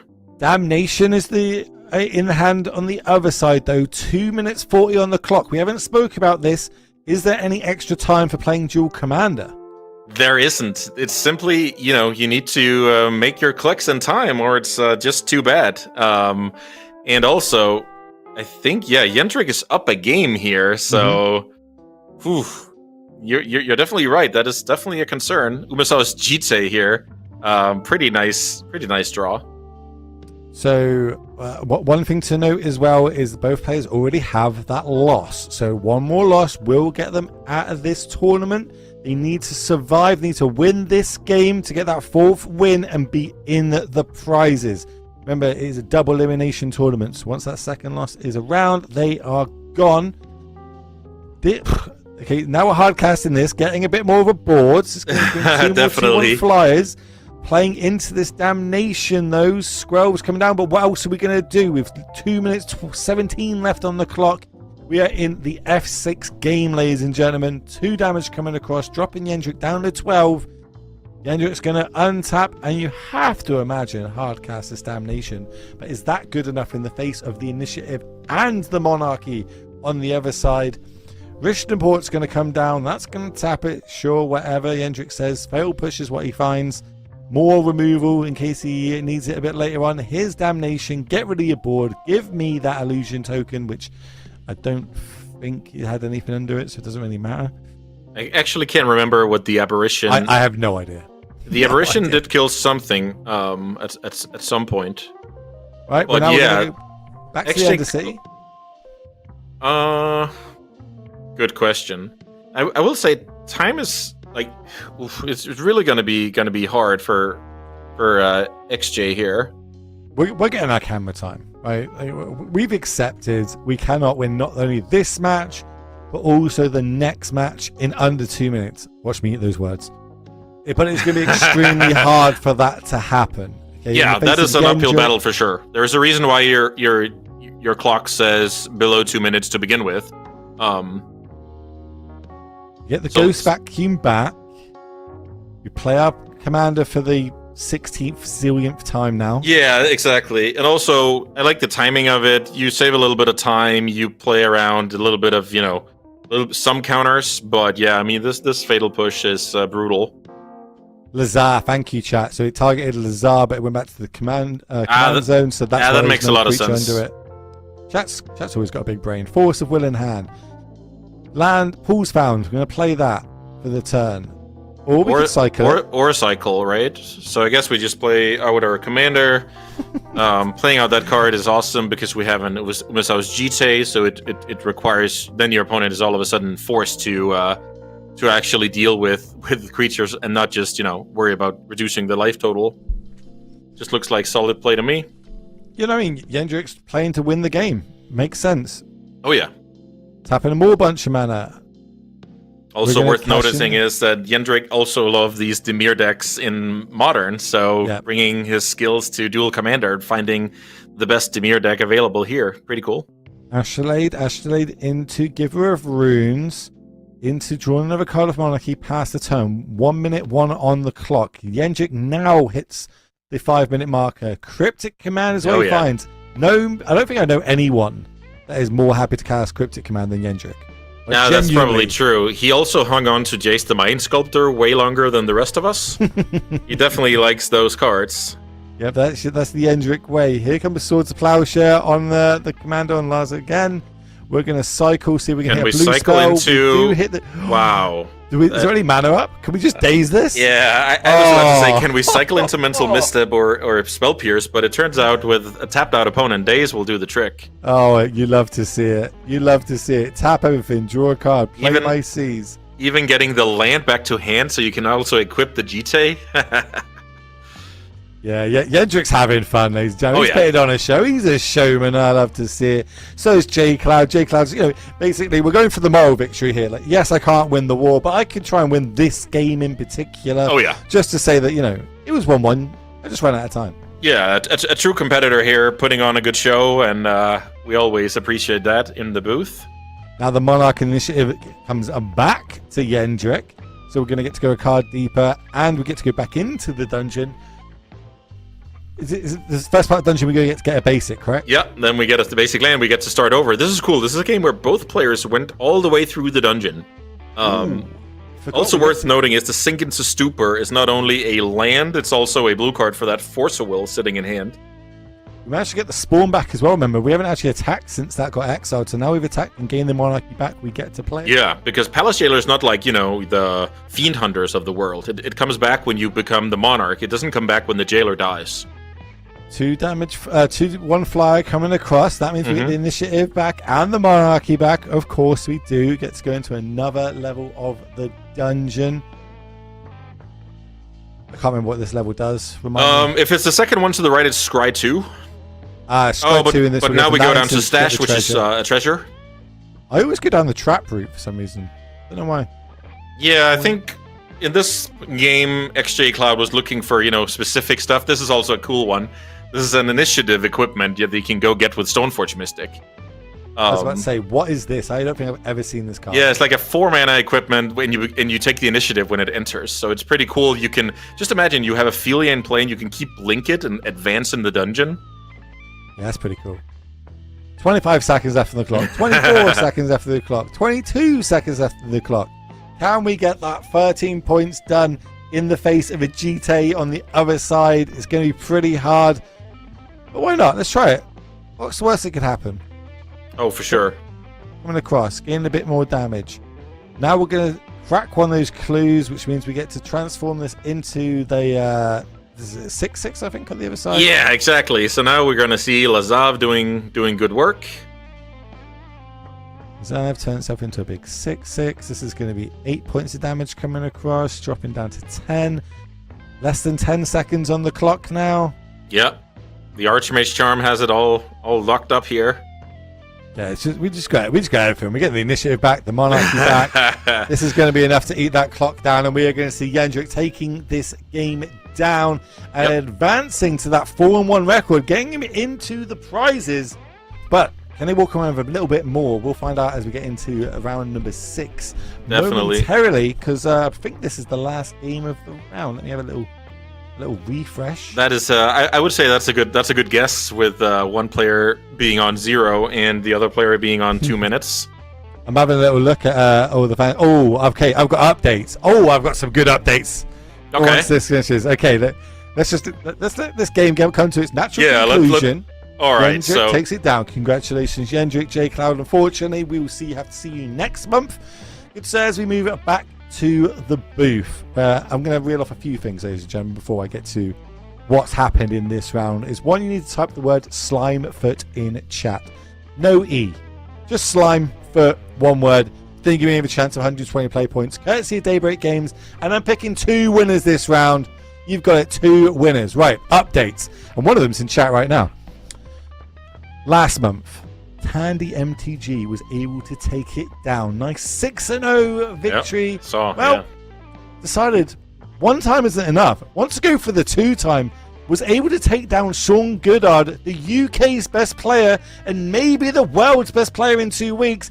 Able to take that down in a 2-1 victory. So it will be battling out for that 6-0 victory in the next round. Table 2, we had Pygonti versus Andrea Mengucci, 2 Italian powerhouses going head-to-head. Pygonti was able to take that one down and advance himself into the finals. We know the score of Yendrick there, and we go down the list. We've got Skura got the bye as well, so get into the prizes for Skura. Shout out to that. So I think as long as everything pans out and my math is correct, we're going to see Tandy MTG versus Pygonti in the final, with everything on the line for, you're in the chat, Tandy. Todd, are you going to run it back? Are we going to go a nice clean 12-0 here in the MTGO Creator Showdown? I'm going to find out. Everyone at home is going to find out. And when we come back from this break, I'll pick some winners, and we're going to start that big giveaway, the Beacon microphone, ladies and gentlemen. If you're looking to get into content creation, if that's podcasting, Twitch, YouTube, you need a good microphone, well, Beacon have got real good ones. They've got AI technology in there. So if you can win this, you're already off to a flying start. So I'm Will. That's Andreas. This is going to be the break, and we'll see you after it.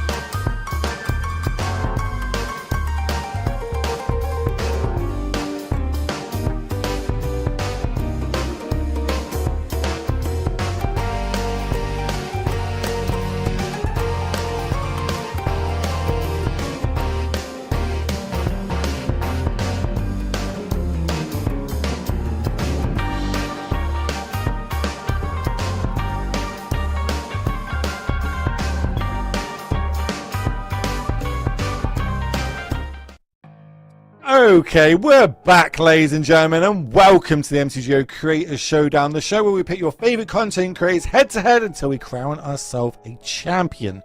My name is Will Hall, better known on the internet as the Will Hall EXP, and carrying me throughout today, it's been none other than Andreas Peterson.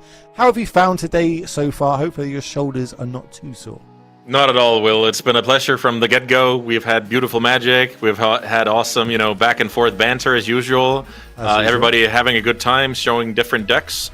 And I'm just super happy how this turned out. Quality of games is off the charts. I feel like this has been a great way to showcase the format. I love it a lot, and it didn't disappoint. I will say that much. No, it's made a believer out of me, out of anything. Like, I'm actually think this is quite cool what we've seen so far, but what else is quite cool is the giveaway that's happening. I promised you 2 winners, ladies and gentlemen. And if you're in the chat right now and you haven't typed the word Slimefoot, all one word without the E, because I forgot I didn't type the E, my bad. But type Slimefoot, Slimefoot, Slimefoot, one word in the chat. You'll be in the chance to win 120 play points once Andreas counts from 5 down to 0. And on 0, we're going to go straight down to the match because I've been told that it's working. 5, 4, 3, 2, 1. Press the button. Right, boom. First winner. If you see your name, congratulations. Whoa. I need you to DM me and you'll be in a chance of winning it. And the second name, boom. If you see your name in chat right now, please get hold of me and I will make sure that I get those points to you as we get down to this explosive game 1. Todd is not messing around here, Will. No, well, I'm going to set it up quickly, just of how we got here. So before the break went live, we said it was going to be Pygonti was going to be playing in the finals. Well, I was completely wrong because it looks like the only loss Pygonti picked up today was against Tandy. Tandy is the only undefeated player in the tournament left. Everyone else is X and 1. The person that's give those ones to everyone left in this tournament is Tandy. So we had to go all the way down to 7th place to be able to match him up. And it is against our friend and yours, Skura, Mr. Islands in Front himself, on this powerful Azusa deck. But we're kind of seeing Tandy do his thing right now and potentially going the back-to-back MTGO Creator Showdown champion. We didn't get a chance to say the whole sentence. No. He's already a game up. When we got in there, I saw there was an unmarked grave and a persist in Tandy's graveyard, and that is enough to produce a turn 3 Archon of Cruelty, which is more or less the best you can do in this format. Like, that is just so backbreaking, right. And no chance for the green deck. Okay, right, look, chat. This game is going too quickly for my liking. I'm not a fan of it. We need to slow this down. I need to do a giveaway. I need to give away that beacon microphone. If we could just get that on the screen quickly for everybody to have a little look at. Type the word. Right, give me a second to type it out. Beacon. Type the word beacon in chat. If you are in North America, or you can get this sent from North America to wherever you are in the world, you need to type the word beacon right now. If you do that, you'll be in the chance of winning this microphone courtesy of our sponsor, Beacon. Remember, you've got to be North America to have it, or be able to know someone in North America and get sent to, so they can get sent to you. But that is the stipulation when it comes to this microphone. Now back to the match. I want to see if we're taking this down. Are we getting a back-to-back? We've got opening keeps from both players. Talk me through it, Andreas. Yeah, so I just quickly noticed that looks like Todd mulliganed to 5 this game, right? Mm-hmm. And Skura, I mean, what can you... If Todd has one of those draws, what can you really do? So I think Skura is just going to try and do his own thing here and hope nothing bad happens to him. Well, step 1 of something bad's happening. If we find a discard outlet, we could just get a repeat of game 1.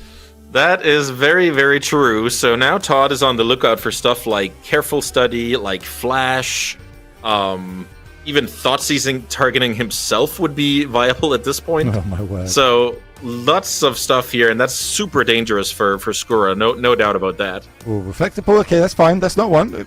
We do get to play the Oath of Kara, so that can come down here, do 3 damage.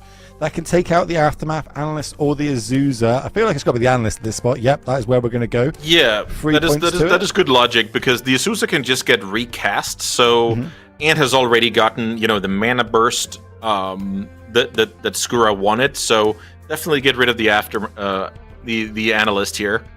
There's a Crucible Worlds in hand, so if there's any like good lands in the graveyard that we want to get back, we can. Yeah, Crucible with Azusa and fetch lands. That can definitely, put a lot of lands into play, and especially with a card like Oracle of Moldiah on top of it. So now all of a sudden we can plow through our deck here. What does the Oracle do? Talk to me. Yeah, the Oracle is like let's call it a mini Azusa in a way. You can play 1 additional land instead of 2 additional lands, but now it's 3 because they stack on top of each other, and it lets you play lands from the top of your deck. So this is a way to, keep playing lands on top of your deck and ensure that you draw more gas, basically. Okay, I like it. Collective Brutality. Discard outlet found. But there is a Emrakul on the other side coming down next. Yeah, let's see here. How many card types are Skura working with in the graveyard? Traverse is a sorcery, Analyst's creature, Windswept Heath and Verdant, those are lands, so that's 3 different types. Well, we've got 11 mana next turn. Okay, well, that is enough to cast an Emrakul. So, pretty excited to see what, because I think the card on top of Skura's library is revealed. Yes, I'm pretty sure it's revealed here, so this is known information for Todd as well. And Todd is now currently checking his list because he also has a Runescarred Demon in hand that he could discard instead of the Archon.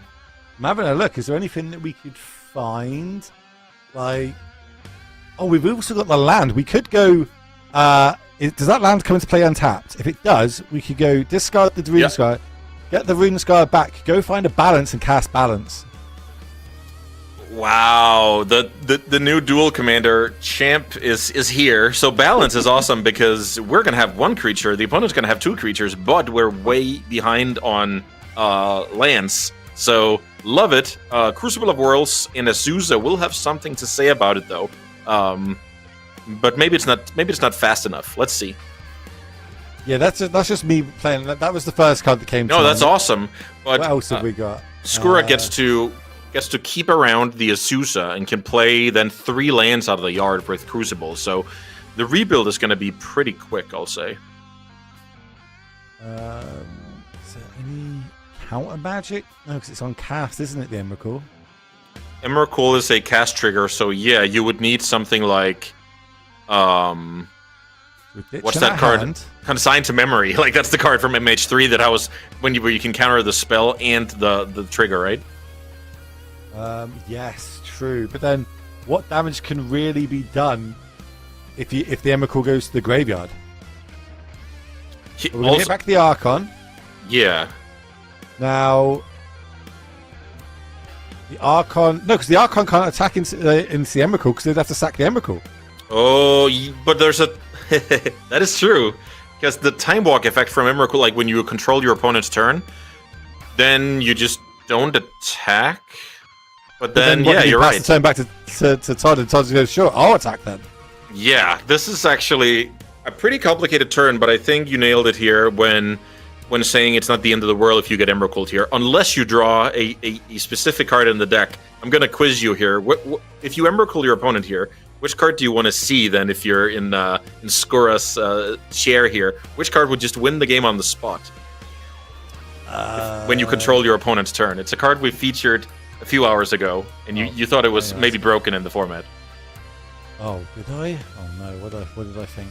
Hold on, I'm looking. I'm on the spot. I don't... looking at spells, no. It's kind of a tutor. Oh, demonic tutor? No. Yeah, but Tainted Pact, right? So you just mill out your opponent. Because you should control the turn. Oh my god, that'd be so good. Yeah. That'd be but so yeah, good. Demonic Tutor will do as well, because we have access to 4 mana double black. Demonic tutor or reanimate, right? Because we can get the demon back at the graveyard and go to Pact 2 for ourselves. Love it. Okay, we've got outs. Lots of outs here. Come on. I want to see it. Okay, Promise End being cast. Exactly enough mana here, which is also incredible. 13 big draw step. It's an Arid Meza. That is not a reanimate or one of the cards we talked about. No, so let's try. So we get the Archaeologist to attack. Oh no!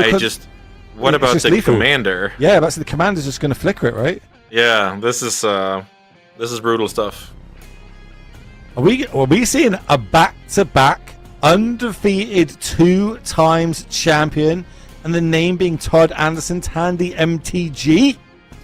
Very, very possible. This is super tough for Skura, these two games. I will say, the games we have seen Todd play out, he's made the Esper Reanimator deck look incredible, I will say. I've played quite a bit of this format, and you can't do that every time. Then the deck would see a lot more play, so Todd is very happy to see the top of the iceberg here.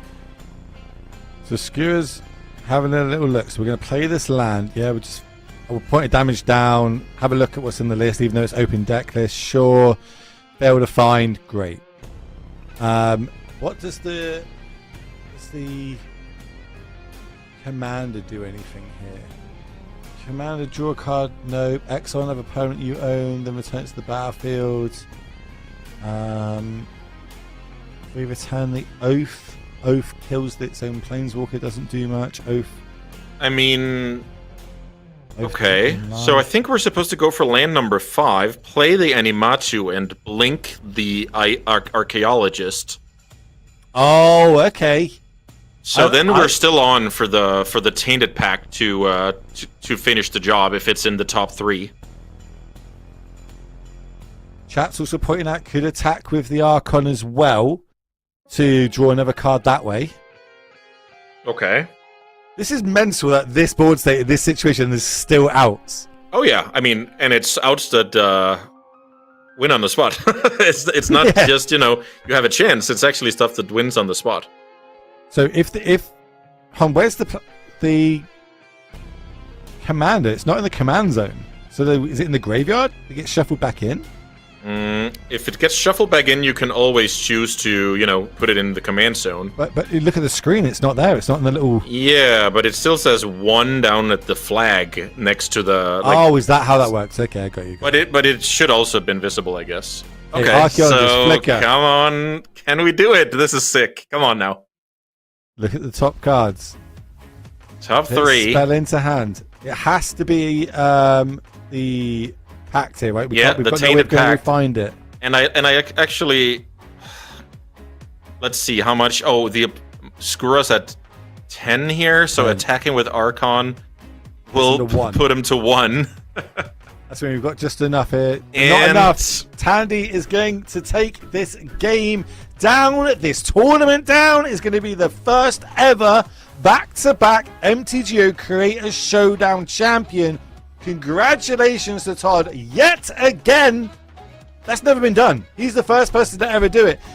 I don't want to say, but I think he might have also done that back in the SCG days as well. Like he's a very good Magic player, very good. Oh, for sure. Player. Seasoned veteran. Also, I don't think he's played this format much before, but if you have a lot of knowledge about other formats, you can transfer that into this format. Then you can get your practice in, pick up a deck you like, and before you know it, you're sitting pretty on top of the table.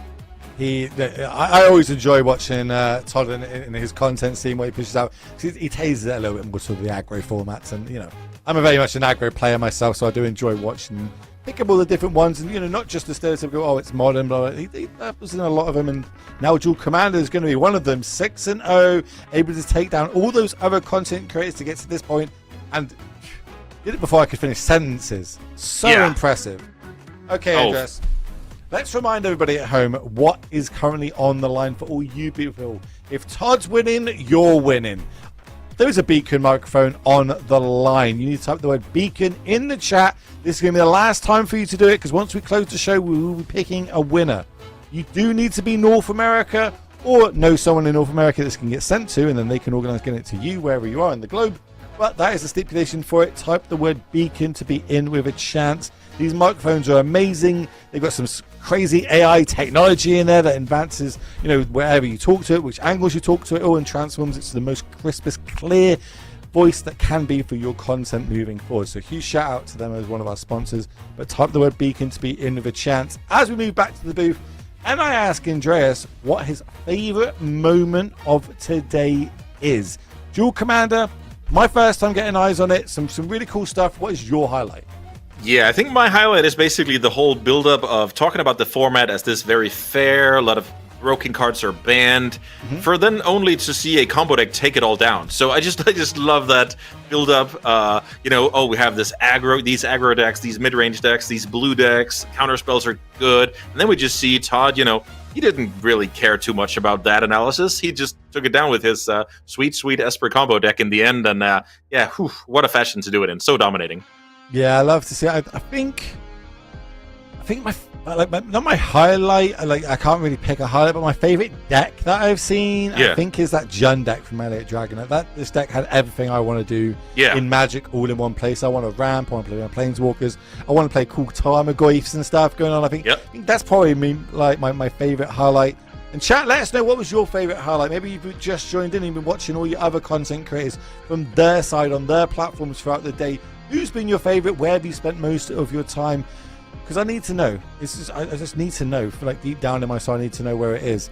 Because while you type them out in chat, and as long as you type the word beacon as well, remember, we're going to get the prizes up on the screen, and we're going to show you what all the creators today played for, and who walks away with what momentarily, because I have the records here on my screen. But one last time, Andreas, top to bottom, what has everyone been playing for? Yeah, so we might as well put Todd's name on the first place here. Two months in a row, as you alluded to, taking home the $1,250 prize. If you ended up 5-1, losing the finals, you'll get $750. A 5-1 record coming from behind is $650, and then a bread and butter 4-2 record will get you 500 play points, and that equates to the 50 horror cube drafts that we talked about earlier. 50 sweet treasure chests, those could be anything, and then one digital full set on your Magic Online account. So lots of stuff to play for. I will say that getting the results could be complicated with how fast Todd finished off things. Yeah, being able to find out. So that we're going to make sure that gets tweeted out on all the different socials, so you'll be able to find out which players came where. There's only 2 players that I can see that have locked up the final positions. Obviously, one of them is Tandy MTG. Todd, make sure you go across to his channel, give him all the praise possible, because he is our 6-0 winner. Next up, 5-1, we've got Pygonti, but that was going into the round as 4-1, so it doesn't get the extra $100, but still a nice little finisher there, nice little day's work. One of my favorite content creators here in Europe, really nice young lad. Me and you both know him. I've done commentary of him before in the past. Really good to see. Just seeing his career blossom and just how he picks up other formats as well, and clearly does very well in them. We've still got big names playing, like Sean's still playing to try and get himself to 5-1. That's Sean Goodard. We've got Elliot Dragon fighting out there to try and get the 5-1 record. Yendrick trying to get the 5-1 record. Who's actually playing against you? Let's have a look. So we've got Sean versus Elliot still playing, and Yendrick is also in there. So a lot of good players still banning out, and I'm sure they'll be posting on their socials. But I want one of you out there to post on your socials right now to say that you won a Beacon microphone, courtesy of one of today's sponsors, which is, of course, is Beacon. Let me get all set up in the chat. Type !giveaway. And once Andreas tells me to press that button, we will crown ourselves a winner. Remember, got to be North America, or know someone in North America that you can get sent to be able to win this. Other than that, the T's and C's, don't worry about that. All the fun's gone then. Andreas, tell me when to press this button in front. Can I do it in my native language? Go for it. The countdown? Go. Do it. 5 to 0. 4, 3, 2, 1, nu. And the winner is now in chat. If that is you, congratulations. You need to whisper me. You can do it on Twitter, you do it on Twitch, do whatever you want. As long as it gets to me, I will make sure that you get that microphone sent to you and you can start your content creation dream. Maybe you've even started it. Who knows? But congratulations, you have won it. And on that one, we need to start closing down the show, Andreas. It has been yet another great performance from yourself, my friend. You've carried me all the way through it. Your expertise is amazing. So I want to say a huge thank you from me to you, but also I know everyone watching this is saying a huge thank you. They're bored of hearing my voice by now. They like to mix it up, and they like someone that at least knows what they're talking about in the booth with me. Have you got any last words for all the beautiful people out there? Oh, just thank you so much for watching, and I love the Magic Online crew for supporting smaller formats, and I'm just happy for this journey, the whole content creator journey. We get to celebrate the game that we love to play every month, and I was lucky to be here a few times and steer the ship alongside Will, and total only positive feelings for me, and thanks so much for watching, everyone. It's been an awesome pleasure, my friend. So let's close down the show. First off, I'm going to remind you that next month when we go live on the MTGO Creator Showdown, it is going to be, drum roll, Legacy. So November 9th is when this channel is going to go live with the next Content Creator Showdown. Legacy, all you Legacy fans out there, make sure you tune into that. Maybe we'll see Todd be able to take it down and go the free time, as I see him now jumping in the chat. Congratulations. I'll have something to say about that. You're going to have something to say about that? You're going to try and jump in the way that I've seen Todd take down Legacy tournaments back in the day. And you know what I mean? That he's got to be the money favourite going into next month. It's going to be sick to see. But if you are a fan of it, make sure you hit that follow button on this channel, because when it goes live, you don't want to be missing it. Also, you can go follow on all the different socials, but there's a load of people you need to follow on the socials. You need to follow Beacon, one of today's sponsors, of course, that beautiful microphone. You need to go across and follow Daybreak Games Magic Online.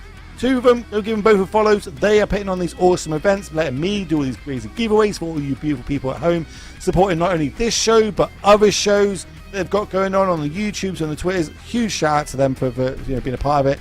And they're putting on this production, Monkey Bubble. All the people behind the scenes dealing with my diva tantrums, getting the lighting right, shouting in our ears, telling me when to go to breaks, when not to go to breaks, etc. They're putting on loads of effort in the background that you guys don't get to see, but it is unpraised, so I'm here to praise them. Huge shout out to them and thank you to that one.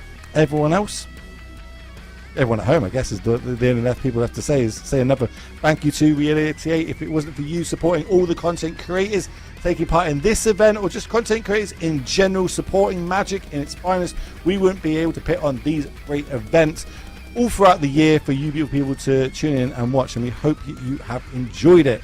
So November 9th, next time we go live, make sure you tune in. You love Legacy. I'm Will, that's Andreas, this is the end of the show. Good night.